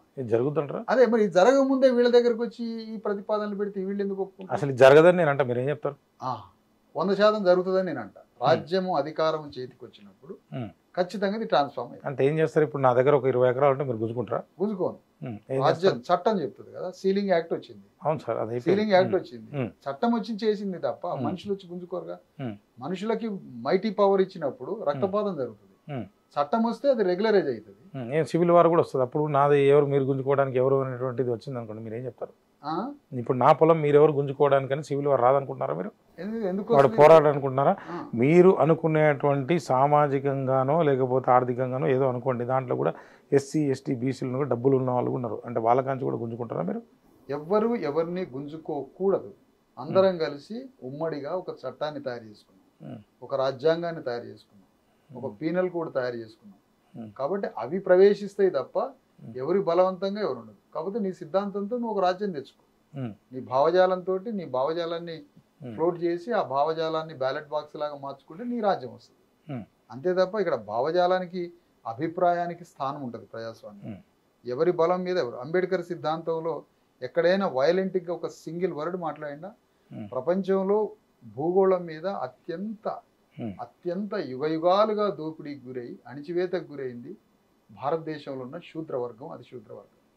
ఆ శూద్ర అతిశూద్ర ఆదివాసీ వర్గాల తరపున ప్రాతినిధ్యం వహించిన అంబేద్కర్ వాక్యం ద్వారా రాజ్యాంగం రాసి, రాజ్యాంగం ద్వారా ప్రజాస్వామ్యంగా శాంతియుతంగా బ్యాలెట్ బాక్స్తో రాజ్యానికి రమ్మనడా, ద్వేషంతో ఎక్కడైనా అగ్రవర్ణాల మీదికి వైలెంట్గా బొమ్మన్న మాట ఎక్కడైనా అంబేద్కర్ బోధనలో రచనలో కనపడిందా? సోవియట్ రష్యాలో, బయట దేశాల్లో హింస ఒక విధానంగా మారింది. హింసనే ఒక విధానంగా పాలసీ మ్యాటర్. సరే, ఆయన ఒక గొప్ప వ్యక్తి, ఆయన ఆరాధించడానికి కూడా అగ్రవర్ణాలకు 100% నేను ఆరాధిస్తా, దాంట్లో డౌట్ లేదు. He is a drafting committee member, దాంట్లో ఎటువంటి సందేహం లేదు. ఇప్పుడు మనం సరే సార్ ఇప్పుడు డ్రాఫ్టింగ్ మొత్తం ఆయనే చేశారు కదా, డ్రాఫ్టింగ్ కమిటీ చైర్మన్ ఆయన. అదే sir, chairman. I mean sorry, నేను మనసు బాధ ఉంటుంది. లేదు, ఖచ్చితంగా నేను దానికి నేను ఏమంటున్నా అంటే డ్రాఫ్టింగ్ కమిటీ చైర్మన్, ఓకేనా? విబి రాజేంద్ర ప్రసాద్ గారు ఎవరు? విబి రాజేంద్ర ప్రసాద్ గారు ఆయన కూడా ఒక దాంట్లో సభ్యుడే కదా. ఆయన సభ్యుడు మీ ప్రకారం, ఓకే. నేనేమంటున్నా అంటే ఆయన గౌరవిద్దాం. నేనేమంటున్నా అంటే అసలు ఈ కులం అనేది తీసేస్తే అసలు ఈ ప్రాబ్లమ్స్ అన్నీ ఉండవు కదా, దాని గురించి పోరాడితే అయిపోద్ది. రెండోది ఏంటంటే మీరు ప్రజలకు కావాల్సింది ఎందుకు ఇలా జరిగిందంటే ఆ రోజున వీళ్ళందరినీ అణచడానికి కారణం నాకు అనిపించింది ఒక కామన్ మ్యాన్గా వాడికి ఈ విద్యకు సంబంధించి కావచ్చు హెల్త్కు సంబంధించి కావచ్చు ఎటువంటి అవేర్నెస్ లేకపోవడం వాడు చదువుకోకపోవడం వల్ల వెనకబడి ఉండొచ్చు. ఇప్పుడు దానిపైన కనుక మనం పోరాటం చేయగలిగితే అసలు ఇవన్నీ కూడా ఏమీ ఉండవు అనేది నా ఉద్దేశం. ఈ రోజున ఎట్లా ఉందంటే మీరు చెప్పింది ఒక మెడికల్ కాలేజ్ సీట్ తీసుకుందాం ఎగ్జాంపుల్ సార్, మీరు ఏమనుకోవద్దు. మెడికల్ కాలేజీ సీట్లో ఒక 100కి సపోజ్ ఎగ్జాంపుల్ చెప్తున్నది, కరెక్ట్ ఫిగర్ అని కాదు, ఒక 36% వస్తే కూడా మనకి డాక్టర్ సీట్ వస్తుంది. ఇంకోడున్నాడు వాడికి ఇప్పుడు మీరు అంటున్నటువంటి ఆ ఓసీ గానికి 70 మార్కులు వచ్చినా 80 మార్కులు వచ్చినా సీట్ రాదు. అక్కడ పోయిన తర్వాత పరిస్థితి ఎట్లా ఉందంటే ఈ డిస్క్రిమినేషన్, అరే 36 వచ్చింది దీనికి సీట్ వచ్చింది అంటే ప్రస్తుత పరిస్థితి అంటే వాడిని ప్రోత్సహించాలి 100%. కొన్నిట్లలో పరిస్థితి ఏంటంటే ఆ సీటు ఇచ్చిన తర్వాత వాడు డాక్టర్ అయిన తర్వాత సరైనటువంటి ఆపరేషన్ చెబితే మనిషి చచ్చిపోతాడని నేను అంటున్నాను. ఓకేనా, అది ఏ కులమైనా కానివ్వండి ఎందులో కానీ నేను తక్కువ చేసి మాట్లాడలే. నేనేమంటానంటే వాళ్ళని ఆర్థికంగా పెంపొందించడానికి ఈ మార్గం కాకుండా వారికి విద్యని ఏదైతే ఉందో అది నేర్పించగలిగి విద్య కోసం మనం సరైనటువంటి ఎడ్యుకేషన్ అయితే మన రాష్ట్రంలో కాదు దేశంలో కాదు ఎక్కడ కూడా లేదు. అంటే నాకు ఇంతకుముందు 2-3 జేపీ గారు కావచ్చు లేకపోతే ఉన్నటువంటి విద్యా వ్యవస్థలో 14 నుంచి 15, 18 ఇయర్స్ పిల్లల వరకు అయితే కార్పొరేట్ స్కూళ్ళలో చదివే పిల్లలకు కూడా ఈ ముళ్ళు తిరిగే గడియారం ఉంటుంది చూడండి, నెంబర్స్ కాకుండా డిజిటల్ కాకుండా వాళ్ళకు కూడా టైం చూసుకోలేనటువంటి పరిస్థితి. ఓకేనా, మీరు ఆయన ఏదో సరే ఉన్నత వర్గాల్లో డబ్బు ఉంది కాబట్టి ఏదో బిజినెస్ పెట్టుకొని ఏదో చేసుకుంటూ వీళ్ళకు కూడా ఆర్థికంగా అంటే స్కూళ్ళని బాగు చేసి మనం కనుక విద్యను నేర్పిస్తే వీళ్ళు బాగుపడతారు కదా. ఎందుకు అసలు ఇదంతా గోలా అనేది నా ఎవరు విద్యను ఎవరు అందించాలి, ఎవరు తీసుకోవాలి? ప్రభుత్వాలు అందించాలంటున్నారు. ఏ ప్రభుత్వాలు అందించాలి? రాష్ట్ర ప్రభుత్వాలు కావచ్చు, యూనియన్ గవర్నమెంట్ కావచ్చు, ప్రజలకి విద్య తీసుకొని రావాలి, వైద్యం తీసుకొని రావాలి కదా. అయ్యి ఈ కులాలు గిలాలు మతాలు అని అంటే నేనేమంటానంటే విద్యను అందించేది ఏ కులాలు, తీసుకునేది ఏ కులాలు? అసలు కులాలు అనేది ఎందుకు వస్తుంది సార్? విద్యను అందించేది ఇప్పుడు గవర్నమెంట్ స్కూల్స్ ఉన్నాయి సార్, గవర్నమెంట్ స్కూల్స్ లో చదివేది మొత్తం అణగారిన వర్గాలు, అగ్రవర్ణాలు చేరరు. ఎందుకు చేరరు? ఒక మాట, హాస్పిటల్స్ లో రోగులంతా అణగారిన వర్గాలు, అగ్రవర్ణాలు ఉండరు. ఎందుకంటే ఏంటంటే వాళ్ళ ఆర్థిక మెరుగు పరిస్థితుల వల్ల. అయితే మరి ఈ అణగారిన వర్గాలు చదువుకునేది గవర్నమెంట్ హాస్పిటల్స్, అదే గవర్నమెంట్ స్కూల్స్ లో హాస్పిటల్స్ లో వైద్యం చేయించుకునేది వీళ్ళు. మరి అధికారం అనేది వీళ్ళ చేతిలో ఉండాలనా, అధికారం అనే అగ్రవర్ణాల దగ్గర పోయి అయ్యా మాకు వైద్యాన్ని అందించమని వీళ్ళు కోరాలనా? అంటే నేను అనేది ఏంటంటే మీరేమంటారు, విద్యలో వైద్యంలో మార్పు రావాలి తప్ప ఈ కులాలు మతాలు దేనికి తీసేయండి అంటారు. అదే నేనేమంటానంటే ఈ విద్యా వైద్యం అనే మెరుగైనటువంటి మార్పు కోసం ఈ వర్గాలే రాజ్యానికి వస్తే ఏందంటారు. ఏం తప్పేం లేదు, నేను రావద్దు వర్గము అది ఏదో కాదు, కానీ నేను వర్గానికి వ్యతిరేకం కాదు. లేకపోతే ఏ కులం మీ ఇష్టం వచ్చింది మీరు చదువుకోండి, మీ ఇష్టం వచ్చిన కులంలో మీరు ఉండండి, మీ ఎవరి ఇష్టం వచ్చిన డ్యాన్స్ చేసుకోండి, దాని గురించి మాట్లాడలా. అసలు ఇవన్నీ కూడా ఎట్లా ఉందంటే నేనేమంటే మతానికన్నా కులం కూడా అత్యంత ప్రమాదకరమైందేమో అని నాకు అనిపిస్తుంది. ఇప్పుడు సపోజ్ మందకృష్ణ మాది గారిని పద్మశ్రీ నేను గౌరవిస్తా, 30-35 సంవత్సరాలు అయితే సరే ఆయన ఏదో పోరాటం చేసి, కానీ నాకు మొన్న అనిపించింది 2 సార్లు ఇంటర్వ్యూ కోసం కూడా నేను కాల్ చేయడం జరిగింది. సరే బిజీగా ఉన్నారో ఇలాగండి. నాకేమనిపించింది అంటే సేమ్ ఇట్లాంటిది 35 సంవత్సరాల పోరాటం చేసి లేకపోతే 30 ఏళ్ళ పోరాటం చేసి అసలు ఉద్యోగాల కోసం చేసిరా రాజ్యాధికారం చేసినా నాకు పెద్ద కన్ఫ్యూజన్. మామూలుగా పోయి ఒక పబ్లిక్ బైట్ సేవ తీసుకుని అది వేస్తాను నేను ఆయన ఇంటర్వ్యూకి వచ్చినప్పుడు. మందకృష్ణ మాది గారు ఎవరైతే పద్మశ్రీ అందుకున్నారో ఆయన 30-35 సంవత్సరాలు చేసి ఒక బిల్లు కోసం ఏబిసిడి వర్గీకరణ కోసం ఒక పోరాటం చేసింది. దేనికి మీకు ఏమైనా ఐడియా ఉందంటే ఏముంది, రిజర్వేషన్ కోసం చేసినాడు. అసలు ఉన్నాయే 30 ఉద్యోగాలు రా బాబు, అసలు గవర్నమెంట్లు ఉన్నాయి ఒక కామన్గా నాకేం చూస్తుంటే ప్రభుత్వాలు ఉన్నది ఉద్యోగాలు ఇవ్వడానికి కాదు సోర్స్ క్రియేట్ చేయడానికి అని చెప్పి నేను అంటా. మీరు ఏం చెప్తారు? మీరు ఎగ్జాక్ట్లీ పాయింట్ అడిగారు సార్. వాస్తవానికి ఏంటంటే ఈ దేశంలో ఒక తెలంగాణలో ముఖ్యంగా దురదృష్టం ఏంటంటే హక్కుల కోసం పోరాడేవాడు 30 ఏళ్ళైనా అదే పోరాడతాడు, 300 సంవత్సరాలైనా పోరాడతాడు. కానీ అదే అక్కడే రాంగ్ జరుగుతుంది. హక్కులతో పాటు అధికారం కోసం కూడా పోరాడితే 2 ప్రయోజనాలు ఉంటాయి. అటు అధికారానికి రావచ్చు, ఆ హక్కుల గురించి అడగడానికి చట్టసభలో కూడా వేదిక చేసుకోవచ్చు. కానీ ఇక్కడ ఏమైంది, హక్కులు అడిగే వాళ్ళు వేదికలన్నీ ఏం చేస్తారు, తెలంగాణ ఉమ్మడి ఆంధ్రప్రదేశ్లో కేవలం హక్కులు అడుగుతూనే కాలం గడుపుతూ ఉంటారు. కానీ హక్కులతో పాటుగా సైమల్టేనియస్లీ ఆ హక్కులతో పాటుగా అదే వేదిక నుంచి అదే హక్కుల వేదిక నుంచి కూడా రాజ్యం కోసం కూడా పోరాడాల్సి ఉండే. ఇప్పుడు హక్కుల కోసం ఇప్పుడు తెలంగాణ అనేది ఒక డిమాండ్ సార్. తెలంగాణ రాష్ట్రం ఒక డిమాండ్ అంటే కేంద్ర ప్రభుత్వాన్ని అడిగే ఒక హక్కు. కానీ అతను ఏం చేసిండు, ఆ హక్కుని సాధించడానికి పార్లమెంటు వేదికగా సభ్యులను కూడా తీసుకొని పోయింది. ఎగ్జాక్ట్లీ. తెలంగాణలో అసెంబ్లీలోకి సభ్యులు తీసుకొని పోయింది. అంటే ఒకవైపు సామాజిక రాజకీయ ప్రెజర్ గ్రూప్తో పాటుగా పార్లమెంటు వేదిక మీద కూడా మన డిమాండ్ని నినదించినప్పుడే ఆ ఫలితం త్వరితగతిన వస్తుంది అనేది జరిగింది. అట్లా జార్ఖండ్ ముక్తి మోర్చా అది ఆ పని చేసింది. అట్లా తమిళనాడులో కొన్ని ఉద్యమాలు వాళ్ళ హక్కులతో పాటు రాజకీయ పోరాటాలు కూడా చేశారు. అంటే హక్కుని సమాజంలో సోషల్ అండ్ పొలిటికల్ ఫోర్స్తో, అంటే సామాజిక పోరాట రూపాలు, రాజకీయ పోరాటాలు, ఒత్తిడి, ఇట్లా ప్రభుత్వం మీద ప్రెజర్ చేసి శత్రువుని డిఫెన్స్లో పడేసి డిమోరలైజ్ చేసి మన ఇష్యూని సత్యాన్ని ప్రపంచం ముందు చూపిస్తే ఆత్మరక్షణలో పడ్డ ప్రభుత్వాలు మన డిమాండ్లను నెరవేరుస్తాయనేది ఒక పోరాట రూపం. కానీ ఇది ఒక్కటే రోడ్ల మీద వీధుల వెంట చేసుకుంటూ పోతే ఎలక్షన్స్ వచ్చినప్పుడు ఈ పోరాడే వేదికలన్నింటినీ వాడు కొనిపారేస్తాడు. మనం ఏమంటున్నాం అంటే దానికి భిన్నంగా హక్కులు అడుగుతూనే ద సేమ్ టైం భూమి తన చుట్టూ తాను తిరుగుతూనే సూర్యుడి చుట్టూ తిరిగినట్టుగా హక్కులు అడుగుతూనే ఎలక్షన్స్ అప్పుడు కూడా ఈ హక్కుల వేదిక రాజకీయ పోరాటం కూడా చేస్తే రాజకీయ పోరాటం కూడా చేసినప్పుడు మన ప్రతినిధులు పార్లమెంట్ అసెంబ్లీలో పోతారు, ఆ హక్కుని అడగొచ్చు, ద సేమ్ టైం మనకి రిప్రజెంటేషన్, పొలిటికల్ రిప్రజెంటేషన్ కూడా పెరుగుతుంది అనేది. ఈ రెండు చేసి ఉన్నట్టయితే మీరు అన్న వేదికలు ఎవరైతే ఉన్నారో అప్పుడు మనకి గవర్నమెంట్లో షేర్ దొరికేది, అవసరమైతే గవర్నమెంట్ ఫామ్ అయ్యేది, లేదా మన రిప్రజెంటేషన్ లోపలికి పోయేది. పొలిటికల్ రిప్రజెంటేషన్ ఎప్పుడైతే పోతుందో వీధులెమ్మటి 30-40 ఏళ్ల పోరాటం అవసరం లేదు. బ్యాలెట్ బాక్స్లోకి అనేక వర్గాలు లోపలికి పోతే రూలింగ్ క్లాస్ భయపడి అటెన్షన్ అయ్యి పనులు చేసే అవకాశం ఉంటుంది.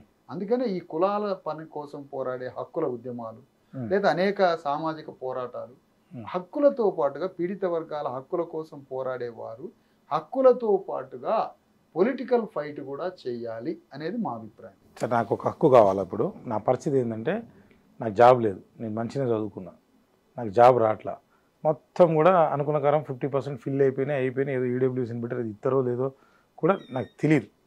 ఓకేనా? సో ఇక్కడ పరిస్థితి ఏంది, ఏదో 10% అని మోదీ గారు ఏదో పెట్టినట్టుంది, అది వస్తుందో రాదో కూడా తెలియదు. ఇప్పుడు నాకు కూడా ఇది తీసేస్తే నేను బాగా చదువుకున్నా, బాగా సర్వీస్ చేస్తా, దేశానికి ఏదో చేస్తా. ఎందుకంటే ఈ చదువు అనేది ఎందుకు ఇంపార్టెంట్ అంటే అది నేను ఒప్పుకుంటా. ఎందుకంటే ఏదైతే బాబా సాహెబ్ అంబేద్కర్ గారు ఆ దాంట్లో ఆ ఉన్నటువంటి ఆ 10% 2% చదువుకున్న దానిలో మొత్తం ప్రపంచాన్నే కావచ్చు, లేకపోతే దేశాన్నే కావచ్చు, అంటే మొత్తం ఆయన ఏ విధంగా చేశారో మనం చూసాము. అదే రాజ్యాంగాన్ని కూడా, రాజ్యాంగ రచయితగా కూడా మనం ఆయన్ని కీర్తిస్తాము. చదువుకుంటే అది జరుగుతుంది.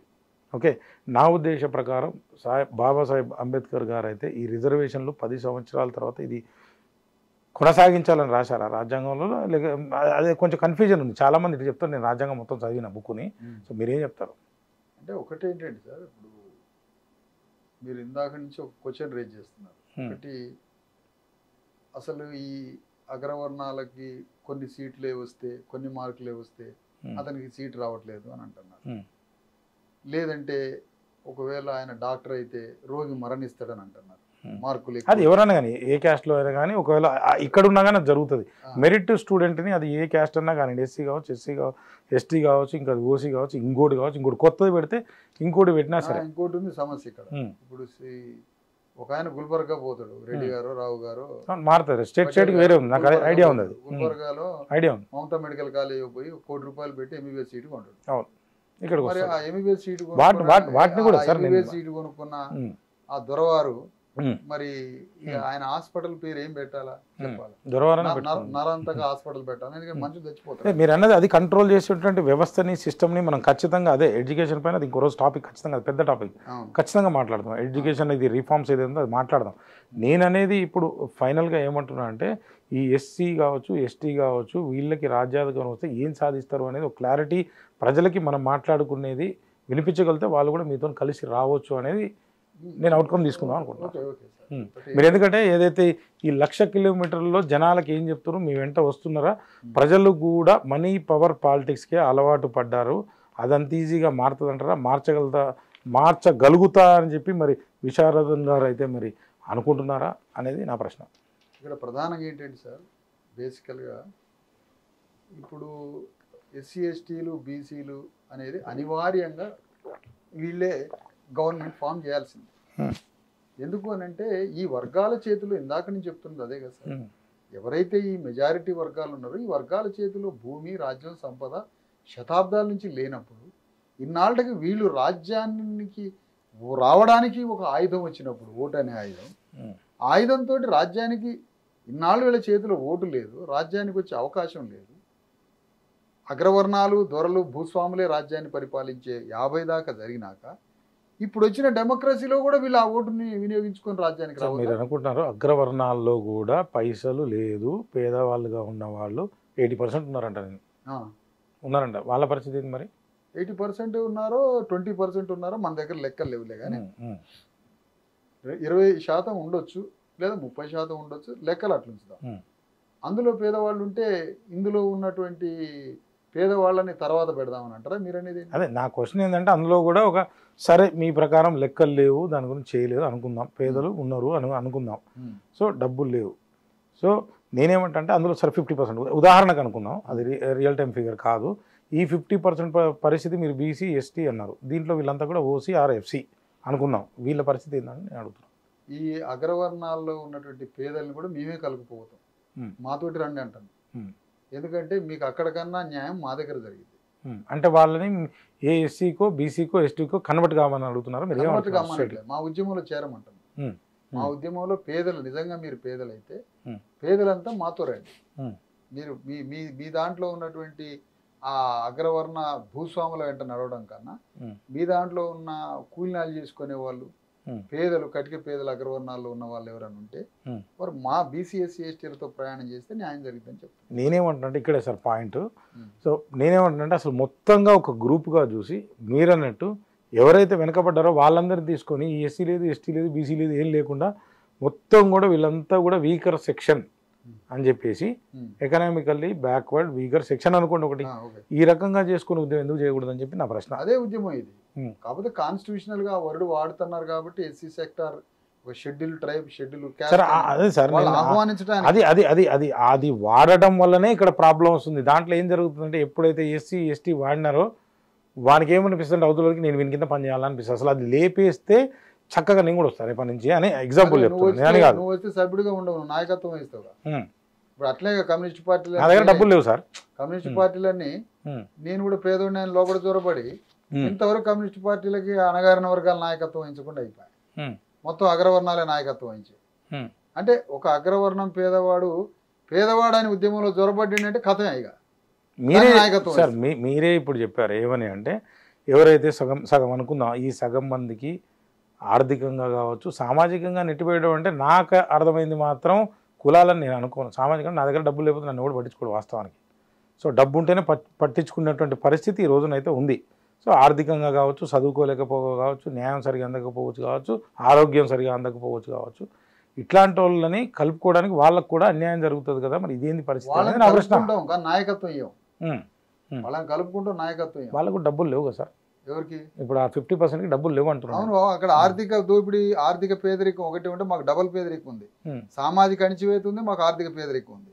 కాబట్టి 2 ప్రాబ్లమ్స్ మాకున్నాయి. కాబట్టి 2 ప్రాబ్లమ్స్ ఉన్నోడు నాయకత్వం వహించాలి.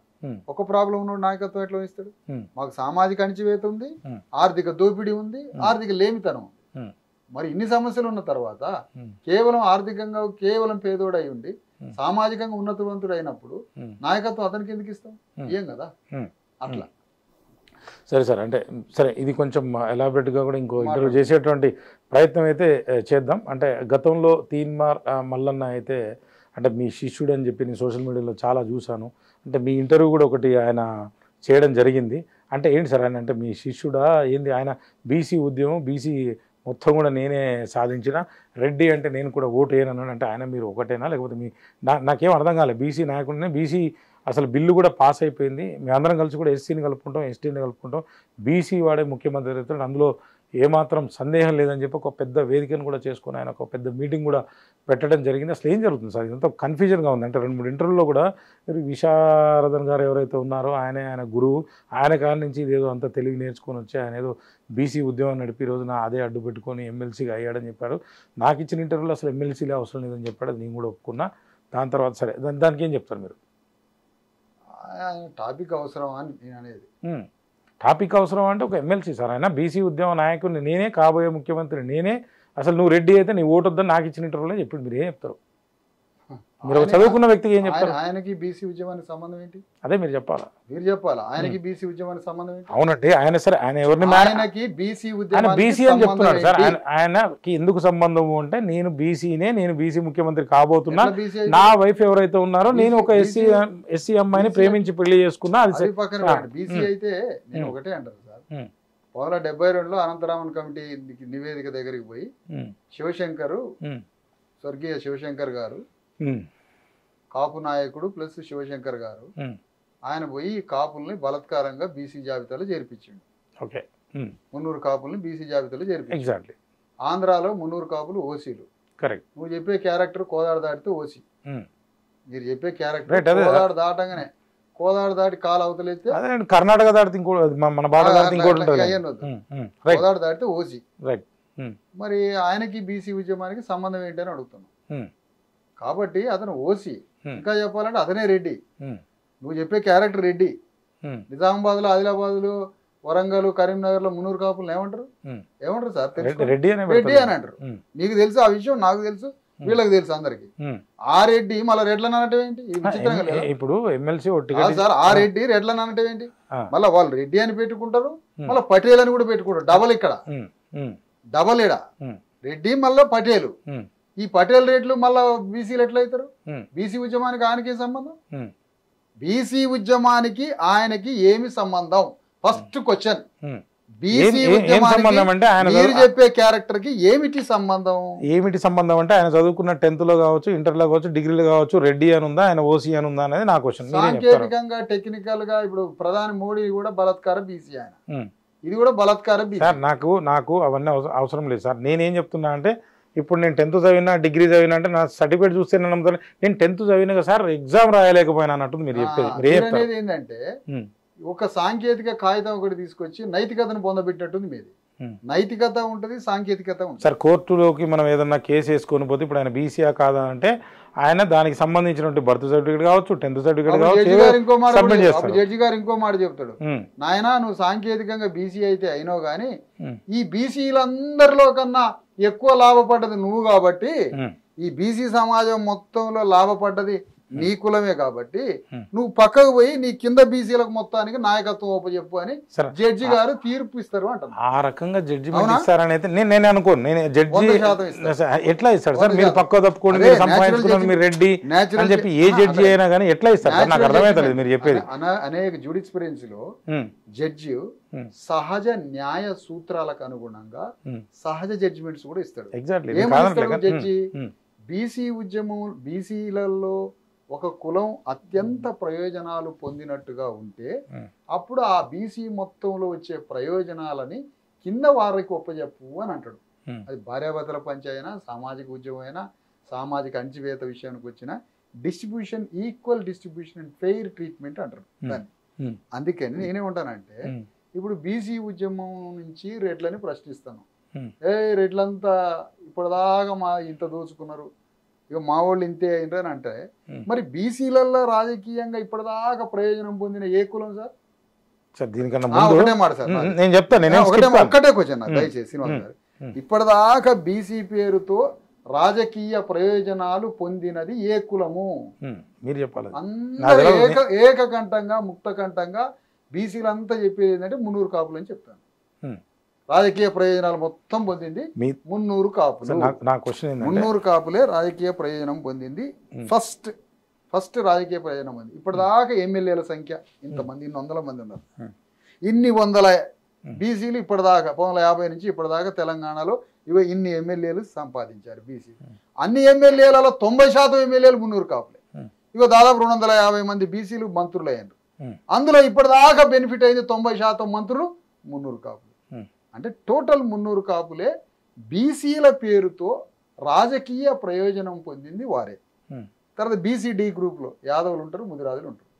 యాదవులు ముదిరాజులతో పాటు 300 కాపులను పెడితే వాళ్ళ రాష్ట్రం అంతా మరి ఏమంటారు? ముదిరాజులు, యాదవులు. డి గ్రూప్ లో ఉన్న ప్రయోజనాలు మొత్తం 300 కాపులే అనుభవిస్తున్నారు. అందుకని వాళ్ళు ఒక రిప్రజెంటేషన్ కూడా ఇచ్చారు ఆల్రెడీ రాష్ట్రం అంతా అందరికి, కమిషన్ కి. ఎవరు? యాదవులు, ముదిరాజులు. 300 కాపులు డి గ్రూప్ లో ఉంటే మా ప్రయోజనాలు దెబ్బతింటున్నాయి. ఎందుకు? ఆ రోజు సామాజికంగా ఈ వైపు మెట్ట ప్రాంతం అంటే ఇటు తెలంగాణలో ఆ మున్నూరు కాపుల్ని బీసీలలో చేర్పించి బలాత్కారకంగా ఇక్కడ చేర్పించబట్టి వీళ్ళు బీసీలు అయినారు తప్ప సామాజికంగా వాళ్ళు మున్నూరు కాపు పటేల్స్. నిజామాబాద్, ఆదిలాబాద్, కరీంనగర్లో రెడ్డి అని పిలుస్తారు వాళ్ళు. కాబట్టి ఈ రెడ్డి మమ్మల్ని దోపిడీ చేస్తున్నారు అని ఈ రెడ్డి ఆ రెడ్డిని అడగడం ఇది ఒక యుగానికి జోక్. ఇది యుగానికి జోక్ అంటారు. సరే ఇప్పుడు నేను ఒక్క నిమిషం కావాలంటే ఒక చిన్న అవకాశం ఇవ్వచ్చు. ఒకటే ఏమంటే జూనియర్ రెడ్లు అనొచ్చు. జూనియర్ రెడ్లు సరే ఏ రెడ్డి అని అనుకోండి, నేనైతే బీసీ అంటున్నాను కానీ సరే ఈ కులాల పంచాయతీ ఏదైతే కానీ నా ప్రశ్న ఏంటంటే సార్ ఇప్పుడు మీతో తిరిగేటప్పుడు కావచ్చు లేకపోతే 2-3 చూసాను నేను వేదిక పంచుకునేటప్పుడు కానీ మీకు అది గుర్తు రాలేదా? ఏది మీతో పాటు ఆయన కొంత తిరగడం జరిగింది, తీన్మార్ మల్లన్న గారు తిరగడం జరిగింది. అప్పుడు కూడా ఇలాంటి ఉద్యమమే మీకు అట్లా కాదండి. నాతో రెడ్డిస్ తిరిగిండ్రు, నాతో బ్రాహ్మణులు తిరిగిండ్రు, నాతో వైశ్యులు తిరిగిండ్రు. సమాజ మార్పు కోసం ఎవరైనా వస్తారు నా దగ్గర. అంటే ఆయన అప్పుడు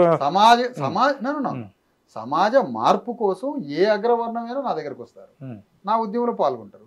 కాంశీరామ్ ఏమంటే అనేక అగ్రవర్ణాలు ఉన్నాయి. వ్యక్తులుగా సమాజం మార్చడం కోసం, సామాజిక ప్రగతి కోసం అనేక కులాలు మన దగ్గరికి రావచ్చు. కానీ మనమే మొత్తం నాయకత్వం వహించే ఒక పాత్ర వేరు, ప్రజలుగా పాల్గొనడం వేరు. అట్లా ఎట్లుంటుంది సార్? అంటే ఇప్పుడు ఆయన పేరు మీరు ఏం చెప్తుంటే చింతపండు నవీన్ రెడ్డి బీసీ అని చెప్పి ఎమ్మెల్సీ టికెట్ తీసుకున్నారు, ఎమ్మెల్సీగా ఆయన పోటీ చేశారు, ఎమ్మెల్సీగా ఆయన గెలిచారు. సరే పార్టీ సస్పెండ్ చేసినా ఏం చేసినా అది వాళ్ళ పర్సనల్. ఏం చెప్తారు మీరు? అవును, అందుకే నేనేమంటాను అసలు ఆ క్యారెక్టర్ గురించి మాట్లాడటం మన మీ జీవితానికి నా జీవితానికి వృధా ప్రయాసం. మీరు ఎంత వృధా అని చెప్పినా కానీ ఎమ్మెల్సీగా సార్ ఆయనకు కూడా ఓట్లు అయితే ఎమ్మెల్సీగా వేశారు, గెలవడానికి ఆయనకు కూడా 3 జిల్లాలకు సంబంధించినటువంటి మేధావులు టీచర్లు మీరు ఏదో ఒకటి అనుకోండి వాళ్ళైతే ఓట్లు వేసారు కదా, చదువుకున్న వాళ్ళు అయితే ఓటు వేసారు కదా, గెలిపించారు కలిసి. రెడ్లు గెలిపించారు, రెడ్లు గెలిపించారు. మీరే చెప్పారు కదా సార్ ఇప్పుడు 90% మేము ఉన్న రెడ్లు మీ ఓట్లు ఎవరి వాళ్ళు వేసుకుంటే రెడ్డి ఉన్నది 10%, వెలమల ఉన్నది 2%. గ్రామంలో రెడ్డి ఉన్నాడు అనుకోండి సార్, ఇన్ఫ్లుయెన్స్ చేస్తారంటే ఓటు ఒకటే అనుకుంటారా మీరు? ఊర్లో ఉన్న ఓట్లు మొత్తం రెడ్డి వెలమ చేతిలో ఉంటాయి. అంటే బొమ్మలే కదా, బీసీ ఎస్సీ ఎస్టీలు బొమ్మలు కదా. నాదులో మీరు చెప్పారు అదే మమ్మల్ని పూర్తిగా మా మెదడుని ఆక్యుపై చేశారు కదా. మా మెదడుని, మా జీవితాన్ని, మా కుటుంబ జీవితాన్ని, మా ఆర్థిక జీవితాన్ని, మా సామాజిక జీవితాన్ని, మా సాంస్కృతిక జీవితాన్ని మొత్తం హోల్డ్ చేసుకున్నప్పుడు వాళ్ళ ఒక్క ఓటే ఎందుకు ఉంటుంది? వాళ్ళ కంట్రోల్లో ఉంటాయి కదా ఓట్లన్నీ, వాళ్ళ కంట్రోల్లో ఉంటాయి కదా ఓట్లన్నీ. అది సార్ నేనేమంటా అంటే సరే మీ ప్రయత్నం మీరు చేయండి, అందులో తప్పు లేదు, అంత మంచి జరిగితే మంచిదే అని నేను కూడా కోరుకుంటా. ఈ ప్రజా జీవితంలో కావచ్చు లేకపోతే ప్రజాస్వామ్యంలో కావచ్చు మన దేశంలో కావచ్చు ఇంకెక్కడైనా కానీ వారి హక్కుల కోసం పోరాడేటువంటి హక్కు అయితే మనకు రాజ్యాంగం కల్పించింది, ఆ విధంగా పోరాడచ్చు, దాంట్లో ఏం తప్పులేదని నేను అంటాను. కానీ ఇప్పుడు ఇంకొక క్వశ్చన్ ఏంటంటే సార్ ఇది బీసీ బిల్లు పాస్ అయింది అని చెప్పి చాలామంది టీవీలో స్టేట్మెంట్లు ఇచ్చారు, పాస్ అయిందంటారా? మీరు ఏం చెప్తారు? ఇక్కడ అసెంబ్లీలో పాస్ అయింది, పార్లమెంట్ లో ఆమోదించాలి. అది ఆమోదిస్తారంటారా? ఏం చెప్తారు? పార్లమెంట్ లో ఆమోదించాలంటే అది దీనికి క్వైట్ ఈ పాలసీకి ఎగైనెస్టే బీజేపీ పార్టీ. అది ఎందుకు ఆమోదిస్తుంది సార్ పార్లమెంట్ లో? నా క్వశ్చన్ ఏంటంటే రాజ్యాంగానికి విరుద్ధంగా 50% కంటే ఎక్కువగా ఈ రిజర్వేషన్ అనేది ఉండదు అని చెప్పి అది పాస్ కాదని నేను అనుకుంటున్నాను. మీరు ఏం చెప్తారు? అంటే బీజేపీది పక్కన పెట్టండి, అది కాంగ్రెస్ వచ్చినా ఎట్లా చేస్తుంది? వేరే వాళ్ళకి ఇప్పుడు 50% ఇచ్చిన దానిలో ఎట్లా తగ్గిస్తుంది? అసలు ఇప్పటికే ఆ 10% ఉన్నది ఏదో మరి అది మీరన్న బీజేపీతోనే. ప్రత్యేక షెడ్యూల్ ఒకటి ఉన్నది, 9th షెడ్యూల్లో తమిళనాడు రిజర్వేషన్స్ ని 69% మొత్తం రిజర్వేషన్స్ 9th షెడ్యూల్లో పెట్టి పార్లమెంట్ బిల్ పాస్ చేసింది కదా. అదే సార్ నేనేమంటున్నా షెడ్యూల్ అంటే వేరే వాళ్ళకి తగ్గిస్తుందా? ఇది క్లారిటీ ఎవరికి తగ్గదు, ఎట్లా పెంచుతుంది? అంటే 50 పైన 60% ఏ రకంగా ఇస్తుంది సార్? నాకు అర్థం కాలేదు. మొన్న డాక్టర్ జేపీ అంటే జయప్రకాష్ నారాయణ నాకు ఇచ్చిన ఇంటర్వ్యూలోనే అది జరగదు అని చెప్పారంటే ఆయన తప్పు చెప్పారా? మీరు ఏం చెప్తారు? ఆయన ఎందుకు చెప్పారంటే ఆయన దానికి వ్యతిరేకం అని కాదు, రాజ్యాంగబద్ధంగా సాంకేతికత ఆధారంగా చెప్పాడు. మరి తమిళనాడులో ఎట్లా జరిగింది అని నేను అంటున్నాను. అదే మీరు చెప్పాలి, అది ఆ ఇన్ఫర్మేషన్ అక్కడ నాకు లేక నేను అడగలేదు. అంటే తమిళనాడులో జరిగిన తరహాలో 9th షెడ్యూల్లో పెట్టి అక్కడ బిల్ పాస్ చేయించారు. సార్ మీ పార్టీ కావచ్చు అంటే అందులో ఇంక్లూడ్ అయ్యింది కాబట్టి ఎస్సీ కావచ్చు, ఎస్టీ కావచ్చు, బీసీ కావచ్చు అందరూ ఒక జేఏసీగా ఏర్పడి దానికి మీరు కన్వీనర్గా అయితే ఉన్నారు. అంటే మీరు ఇది రేపు అంబేద్కర్ జయంతి సందర్భంగా జూమ్ చేసుకోమా వీలైతే 14వ తారీఖున ఒక పెద్ద సభ అయితే ఆదిలాబాద్లో పెట్టబోతున్నారు. అసలు నా ఉద్దేశం ఏంటంటే అసలు ఒక పార్టీ పెట్టడానికి నాకు తెలిసినంత వరకు కొన్ని 100 కోట్లు కావాలి. ఒక సభ పెట్టాలన్నా నాకు అవగాహన ఉన్నంత వరకు సరే ఎంత తక్కువలో పెట్టినా 2 కోట్లు 3 కోట్లు ఇంకా కొంచెం పెద్దగా పెడితే 10 కోట్లు కావాలి. అసలు ఇంత డబ్బు మీరు ఎక్కడి నుంచి సమీకరిస్తున్నారు? సరే, ఇది పెట్టిన తర్వాత కూడా ఈ సభ యొక్క ముఖ్య ఉద్దేశం ఏంది? నాకు అర్థం కాలే, మీరు ఏం చెప్తారు? ఒకటేంటంటే డబ్బు గురించి క్రైటీరియాగా మాట్లాడుతున్నారు. అంటే మీ బ్రెయిన్లో ప్రీ ఆక్యుపైడ్ వాల్యూస్ కొన్ని ఉన్నాయి. అంటే పార్టీ అంటే 100 కోట్లు కావాలి, డబ్బు ఖర్చు పెట్టాలి, డబ్బు ఎగజల్లాలి, ఎగజల్లితో జనాన్ని తరలించాలనేది మీరంటారు. కానీ ప్రజాస్వామికంగా ఒక సామాజిక రాజకీయ విప్లవాత్మకంగా నడిపే ఉద్యమాలకి డబ్బుతో పని ఉండదు. 1947కు ముందు మీరు చెప్పేది అదే 1947కి ముందేనా, 1920 అయినా, లేకపోతే 2000 సంవత్సరాలకు ముందేనా, ఏ థాట్ అయినా మళ్ళీ రివైవ్ చేయొచ్చు. ఎలాంటి ఆలోచన మళ్ళీ పునర్జీవింపజేయచ్చు. నేను చెప్తున్నది అది పునర్జీవింపజేపే కెపాసిటీస్ ఉన్న ప్రబోధకుడు కావాలా. ప్రీచర్ కరెక్ట్ ఉంటే సమాజాన్ని ఇష్టం వచ్చినట్టు మార్చుకో. అది మీరేనా?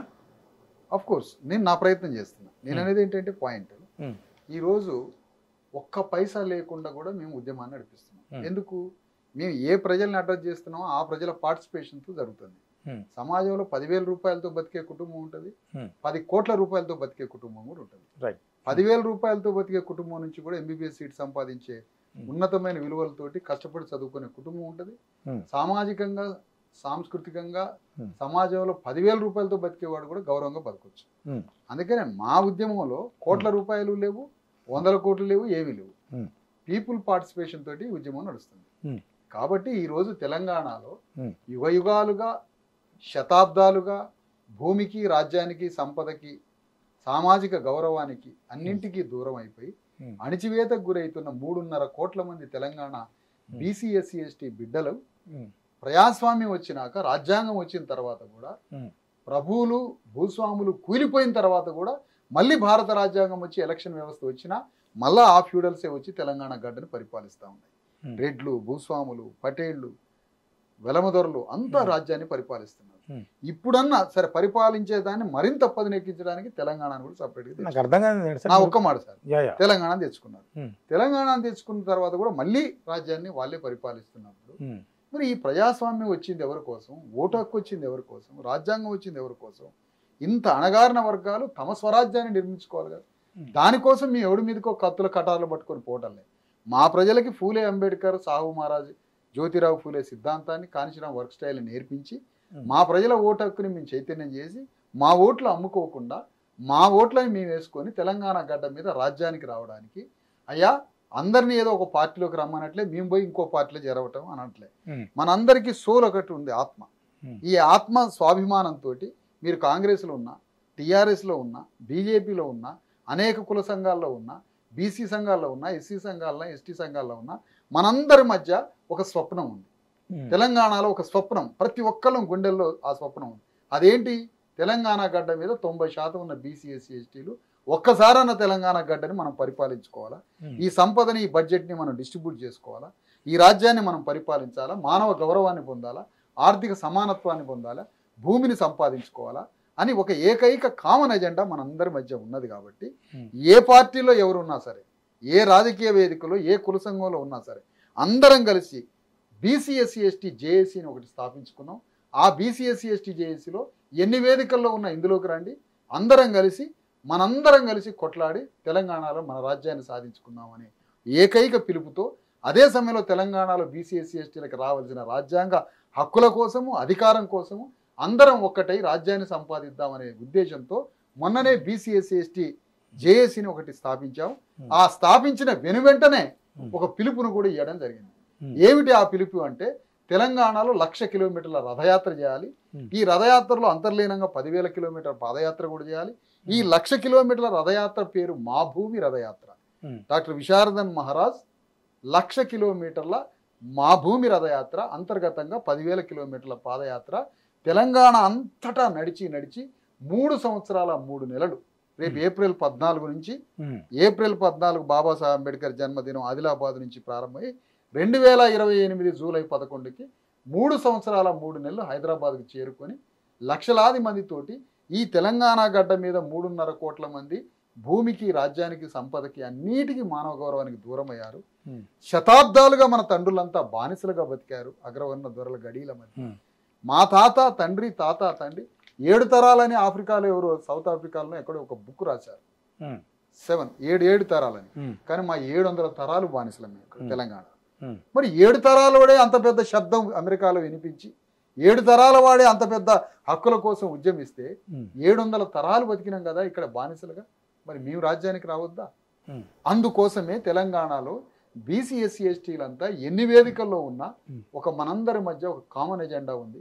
మనం తెలంగాణ గడ్డ మీద రాజ్యానికి రావాలని ఈ రథయాత్రని తెలంగాణ మొత్తం భావజాలాన్ని వ్యాపింపజేసి రేపు ఆ భావజాలంతో తెలంగాణ గడ్డ మీద రాజ్యానికి రావడానికి ఈ పోరాటం ప్రారంభించాం సార్. రైట్ సార్, అంటే మీరు చెప్పింది చాలా బాగుంది, వినడానికి బాగుంది, గూస్ బంప్స్ కూడా వస్తున్నాయి. కానీ దాంట్లో పెద్ద లూప్ హోల్ ఉందని నాకు అనిపిస్తుంది కామన్ మ్యాన్గా.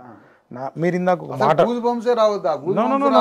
అంటే మీరు చెప్తుంటే నాకు కూడా ఉద్యమంలో రావాలని అనిపించింది. గూస్ బంప్స్ రావడమే పెద్ద డేంజర్. ఎందుకంటే మా తెలంగాణ గూస్ బంప్స్ వస్తాయి, వచ్చినాయి సార్, నాకు ఇప్పుడు అవి పోతాయి కూడా. భావజాలం నిర్మాణం కావాలి. గూస్ బంప్స్ ఏముంది సార్, ఈ 1 నిమిషాలు పోతాయి గూస్ బంప్స్. సరే సార్, ఈ భావజాలంలో ఒక చిన్న లూప్ హోల్ నాకేమనిపించింది అంటే అంత బాగుంది. మీరు చెప్పారు ప్రస్తుతం ఇక్కడ ఉన్నదైతే కాంగ్రెస్ పార్టీ అనుకోండి, లేకపోతే బీఆర్ఎస్ అనుకోండి, ప్రస్తుతం బీజేపీ ఇప్పుడు లీడింగ్లో ఉన్నటువంటి పార్టీలు, ఇంకో పార్టీలు చాలా ఉన్నాయి, సిపిఎంఓ సిపిఐఓ మీ డిఎస్పీ పార్టీయో లేకపోతే ఇంకా చాలా పార్టీలు ఉన్నాయి, 100 పార్టీలు ఉన్నాయి అనుకోండి. సో ఇక్కడ పరిస్థితి ఏంటంటే ప్రధానంగా 3 పార్టీలు అయితే వినిపిస్తున్నాయి. దీంట్లో మీరు అన్నారు అందరు కలిసి రావాలని. అసలు అధికారాన్ని ఎట్లా చేజెక్కించుకుంటారు అనేది ఇక్కడ బిగ్ క్వశ్చన్ నాకు అనిపించింది. కాంగ్రెస్ పార్టీలో కాంగ్రెస్ దాంట్లో మీకు సంబంధించిన ఎస్సీ ఎస్టీ జాయిన్ అవుతాడు, ఆ పార్టీలో పోతాడు.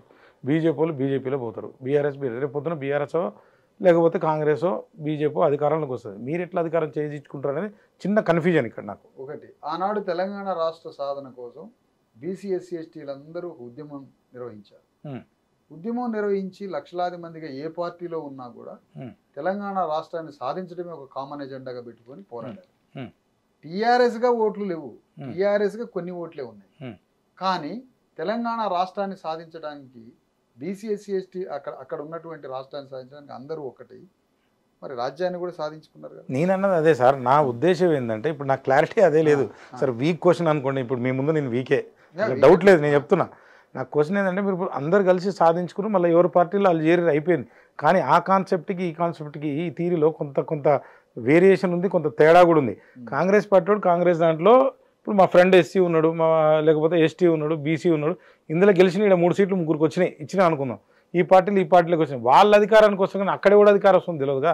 నేనేమంటే ఈ పొలిటికల్ చేసే మొత్తం కలిపి ఒక పార్టీ అయితే మీ బీసీ ఎస్సీ ఎస్టీ అందరు కలిసి 90% గనక కంప్లీట్గా ఒక పార్టీ పెట్టుకుని వస్తే అధికారం వస్తుందేమో. కానీ కాంగ్రెస్ పార్టీ వాళ్ళు టీఆర్ఎస్ఓ లేకపోతే బీఆర్ఎస్ఓ బీజేపీలో ఉన్నోడు కనుక వస్తే రాదన్న ఉద్దేశం. మీరేం చెప్తారు? 100% అంటే కాంగ్రెస్లో ఉన్న, బీఆర్ఎస్లో ఉన్న, బీజేపీలో ఉన్న ఈ వాదంతో ఒక రాజకీయ వేదిక ఏదైతే బలంగా ఉంటుందో ఈ వాదంతో రాజకీయ వేదిక, ఈ వాదంతో ఉన్న రాజకీయ వేదికలోకే వీళ్ళు ఓట్లు వేసే విధంగా మలుచుకుంటాం మేము. ఎందుకంటే ఇప్పుడు కాంగ్రెస్ పార్టీ బీసీ ఎస్సీ ఎస్టీలను అధికారంలో తీసుకొస్తుందా? బీఆర్ఎస్ బీసీ ఎస్సీ ఎస్టీలను అధికారంలో తీసుకొస్తుందా? బీజేపీ బీసీ ఎస్సీ ఎస్టీలకు అధికారం తీసుకురా సార్, నేను చెప్తున్నా. అప్పుడు ప్రజలకి ఈ భావజాలాన్ని పంపించినప్పుడు ప్రజలు వాళ్ళని ఎనిమిగా చూస్తారా, ఫ్రెండ్ గా చూస్తారా? అంటే ఈ భావజాలాన్ని నింపుకున్న ఒక వ్యక్తి, అంటే మీరు ఏం చెప్తారంటే ఈ భావజాలాన్ని నింపుకున్న ఒక వ్యక్తి ఈ భావజాలానికి వ్యతిరేకంగా ఉన్న పార్టీని ఎట్లా సెలెక్ట్ చేస్తాడు? బ్యాలెట్ దగ్గర చేయడు కదా. ఈ భావజాలం కలిగిన పార్టీని, ఈ భావజాలం మీరు చెప్పాలా ఆ పార్టీ ఏది, ఇప్పుడు అది డిఎస్పీ కాబోతుందా? ఆ పార్టీ పరిస్థితులు, ఆ పార్టీ ఏ పార్టీయో, జేఏసీఏ ఒక పార్టీయా లేకపోతే అదే ఒక అదే మీరు చెప్పాలి. అంటే జేఏసీనే ఒక పార్ట్ ఆఫ్ పార్టీ అవుతుందా, లేకపోతే ముందడుగులో ఏ పార్టీలు ఉంటాయి, 1, 2, 3 పార్టీలు వస్తాయి. అప్పటికి ఆ 3 పార్టీలతోటి ఒక సమన్వయం చేసుకుంటాం. నేను అట్లా బీసీ ఎస్సీ ఎస్టీ జేఏసీ కలిపి ఒక పార్టీ పెట్టబోతున్నారు రావచ్చు. లేదా అలాంటి భావజాలం కలిగిన మరో ఒకటి రాకపోతే మీరు అసలు సాధ్యమే కాదు సార్. నేను చెప్తున్నా 100% కాదు. భావజాలం కలిగిన ఎన్ని భావాలు చెప్పినా కాదు. భావజాలం కలిగిన 1, 2 పార్టీలు ఎందుకు కాదో కూడా చెప్తా సార్. నేను ప్రస్తుతానికి మీరు అన్నారు, సపోజ్ నేను అనకూడదేమో, సింపుల్ గా నేను ఏం చేస్తాంటే 3 మా ఫ్రెండ్ సార్ ఇప్పుడు ఆయన ఏం చేసిరు, ఆయనని అసెంబ్లీకి చైర్మన్ చేసి పడేసారు. అయిపోయింది, నాకు పదవి వచ్చింది, నేను మీతో రానిగా అయిపోయా, నేను మంచిగా ఉన్నా అనుకుంటాడు ఆయన. బాడీ ఎక్కడుంది? ఆయన బాడీ ఎక్కడుంది? ఏడు ఉండదు, ఆడ మంచిగానే ఉంది, నీతో నాకేందంటారు సార్? బాడీ ఎక్కడుంది నాకు అది చెప్పండి. అది ఎస్సీఓ ఎస్టీఓ ఏదో. ఆయన శరీరం ఎక్కడుంది? కాంగ్రెస్ లో ఉంది. అవును, నేను సోల్ పట్టుకుంటా అంటాను. ఆయన సోల్ పట్టుకుంటా. నేను ఏమని పట్టుకుంటారు? నువ్వు వీళ్ళతో పని చేస్తున్నావు. ఆయన బాడీ కాంగ్రెస్ లో ఉండొచ్చు, ఆయన సోల్ నేను పట్టుకుంటా. ఎట్లా పట్టుకుంటారు? పట్టుకుంటా. ఏం చెప్పండి, చెప్పండి. సోల్ ఉండబట్టే సమాజంలో ఇంకా సత్యం బతికుంది. సోల్ ఉండబట్టే సమాజంలో భూమి మీద ఇంకా సత్యం బతికింది. అతని బాడీ కాంగ్రెస్ కావచ్చు, బ్యాలెట్ బాక్స్కి వచ్చిన తర్వాత సోల్ నేను బ్యాలెట్ లో తీసుకుంటాను. అప్పుడు చెప్పండి. అదే సార్, మీరు ఏంటంటే చెప్పండి, నేను ఒక పొలిటికల్ పార్టీ పెద్దది పెట్టబోతున్నా, ఈ 3 గ్రూప్స్ కలిపి, ఇంకా మీరు ఇందా చెప్పారు ఓసీ దాంట్లో ఉన్న కూడా ఆ 20 50 ఎవరున్నారో నాతో రండి, మాకు ఓటేయండి, మేము అధికారం చేయకుండా డైరెక్ట్గా చెప్పండి. మళ్ళీ దీనికి ఏ పార్టీలో ఉన్నా సరే దీనికోసం పోరాడదాము అంటే అది తెలంగాణ ఉద్యమం ఈజ్ డిఫరెంట్, మీ ఉద్యమం వేరు అని చెప్పి నేను అనుకుంటున్నా. అదే సార్, ఇప్పుడు నేనేమంటానంటే తొలి అడుగు వేస్తున్నాం. ఇప్పుడు పెద్ద రథయాత్ర, బీసీఎస్సీ ఎస్టీ జేఏసీ పుట్టింది 31వ తారీఖు. ఎందుకు సార్ డైరెక్ట్ చెప్పొచ్చు కదా అంటున్నా నేను. దీనికి మళ్ళీ ఏ పార్టీలో ఉన్న మన భావజాలం కోసం పోరాడతాను, ఇలా భావజాలం కోసం భావజాలం పార్టీ పెట్టాలి, అధికారం చేయించుకోవాలి, రాజ్యాధికారం కావాలి మీకు. నేను ఒక్కడిని నిర్ణయించేది కాదు కదా సార్. తాత్కాలిక కమిటీ వేసినాం మొన్న. తాత్కాలిక కేవలం నెల 2 నెలల వరకే వేసిన, 100 రోజుల లోపు వేసిన కమిటీ. నెల రోజుల్లో ఈ తాత్కాలిక కమిటీ మారి దీనికి చైర్మన్ రాబోతున్నాడు. దీనికి ఒక అధ్యక్షుడు చైర్మన్ తో రాబోతుంది. నేనున్నాను చైర్మన్, ఒక ప్రముఖ ఒక బీసీ వ్యక్తి దానికి చైర్మన్ ఉండవు. నేను తాత్కాలిక కన్వీనర్ని. తొలి అడిగి వేసినాం మనం 31వ తారీఖు జేఏసీ. దాని తర్వాత ఒక ఎస్టీ తర్వాత ఒక ఎస్టీ అన్నట్టు ఇలా కూడా పంచాయతీ వస్తుంది. నేను చెప్తున్నా రేపు పొద్దున ఈ బీసీ ఎస్టీ ఎస్సీ ఇప్పుడు నేను ఇందాక నా ఇంట్రోలో చెప్పినట్టు తెలంగాణ ఉద్యమం వచ్చినాక మరో ఉద్యమం వస్తుందని మన పెద్ద ఆయన చెప్పినట్టు ఇక్కడ కూడా రేపు పొద్దున మళ్ళీ ఏం పంచాయతీ వస్తుంది అంటే మతం పంచాయతీ వచ్చి పక్కన పెడితే మళ్ళీ ఎస్సీ మావోడే కావాలి, మా హక్కులు కాలరాస్తున్నారు, మాది ఇంత పర్సంటేజ్ ఉంటే బీసీలు ఎక్కువ ఉన్నారు, ఎస్టీలు కొంచెం తక్కువ ఉన్నారు. మరి ఈ పరిస్థితిని మీరు ఎట్లా డిఫైన్ చేస్తారు నేను ముందుగానే అడుగుతున్నా. మేము సాంస్కృతికంగా సమన్వయం చేసుకుంటాం. ఒక కుటుంబంలో తల్లిదండ్రులు ఎట్లయితే బిడ్డల మధ్య సమన్వయం చేసుకుంటారో ఆ సమన్వయం సాంస్కృతిక సమన్వయం జరగదు సార్. నేను జరగదని చెప్తున్నా. అనేక పార్టీలల్లో జరగదని చెప్తున్నా. నేను కూడా మీ వర్గమే కాదండి. నేను ఎక్కడైనా ఒకటే, ఒక పార్టీలో ఉంటాయి విభేదాలు, హెచ్చు తగ్గులు, ఆధిపత్య పోరు పార్టీలో ఉంటాయి, కుటుంబంలో ఉంటాయి, కులంలో ఉంటాయి, అన్ని చోట్ల ఉంటాయి. దాన్ని సమన్వయం చేయడానికి ఒక కల్చరల్ బాండింగ్ ఉంటుంది. అక్కడ ఓ పెద్ద మనిషి ఉంటాడు, ఒక మేనిఫెస్టో ఉంటుంది, ఒక సంఘానికి కాన్స్టిట్యూషన్ ఉంటుంది, దాంతో ఉంటుంది. సహజంగా ఏ 2 మనుషుల మధ్య కూడా ఎప్పుడు వారు ఉంటుంది సార్. అది నేచురల్ ప్రిన్సిపల్. దాన్ని కంట్రోల్ చేయడానికి ఒక సిస్టమ్ ఉంటుంది, ఓ పెద్ద మనిషి ఉంటాడు, ఒక మేనిఫెస్టో ఉంటుంది, ఒక కాన్స్టిట్యూషన్ ఉంటుంది, నిరంతరం చెప్పేవాడు ఉంటాడు. ఇవన్నీ జరుగుతాయి. ఇప్పుడు కూడా నిరంతరం అన్ని కులాలు తీసే ప్రయత్నం చేయండి సార్. అసలు ఈ పంచాయతీ ఉండదని నేను అంటున్నా. ఏంది అసలు ఇప్పుడు కూడా మీరు అన్నారు పెద్ద మనిషి ఉంటారు, ఇప్పుడు కూడా అదే రకంగా చెప్పి మొత్తం కులాలు తీసి అందరూ ఒకటేరా ఈ రకంగా చేయండి అని ఎందుకు చెప్పట్లేదు అని నా క్వశ్చన్. ఈ గంట నుంచి అదే పంచాయతీ. ఈ మాట పేదోడి దగ్గరకు వచ్చి, భూమి లేనోడు తిండి లేనోడి దగ్గరకు వచ్చి నీ కులం లేదు పాడు లేదని అంటావా? మొత్తం భూమిని ఆక్యుపై చేసి రాజ్యాన్ని ఆక్యుపై చేసేటోని వాడిని మొత్తం వదులుకున్న తర్వాత కులాలని బంద్ చేద్దామంటావా? పార్లమెంట్ లో కొట్లాడండి సార్. మీరు పార్లమెంట్ కొట్లాడి నిరసన చేయండి, ఉద్యమం చేయండి. తెలంగాణ ఎట్లా వచ్చింది? ఇంత ఉద్యమం చేసినా గానీ రాజ్యాంగం ఆర్టికల్ 3 ప్రకారమే విడదీసింది, కొత్తగా ఫ్రీగా ఏమి ఇవ్వలేదు. అది. సో ఫైనల్ గా ఏం చెప్తారు? ఓకే, ఫైనల్ గా ఏం చెప్పేది ఏంటంటే, రేపు మేము చేయబోయేటువంటి తెలంగాణ బీసీఎస్సీ ఎస్టీ జేఏసీ తరఫు నుంచి తెలంగాణలో ఒక భారీ ఉద్యమం రాబోతుంది.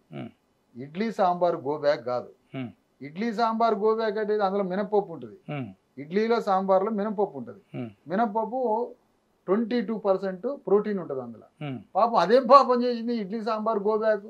రెడ్డి రావులు గో బ్యాక్. తెలంగాణ రెడ్డి రావులు గో బ్యాక్.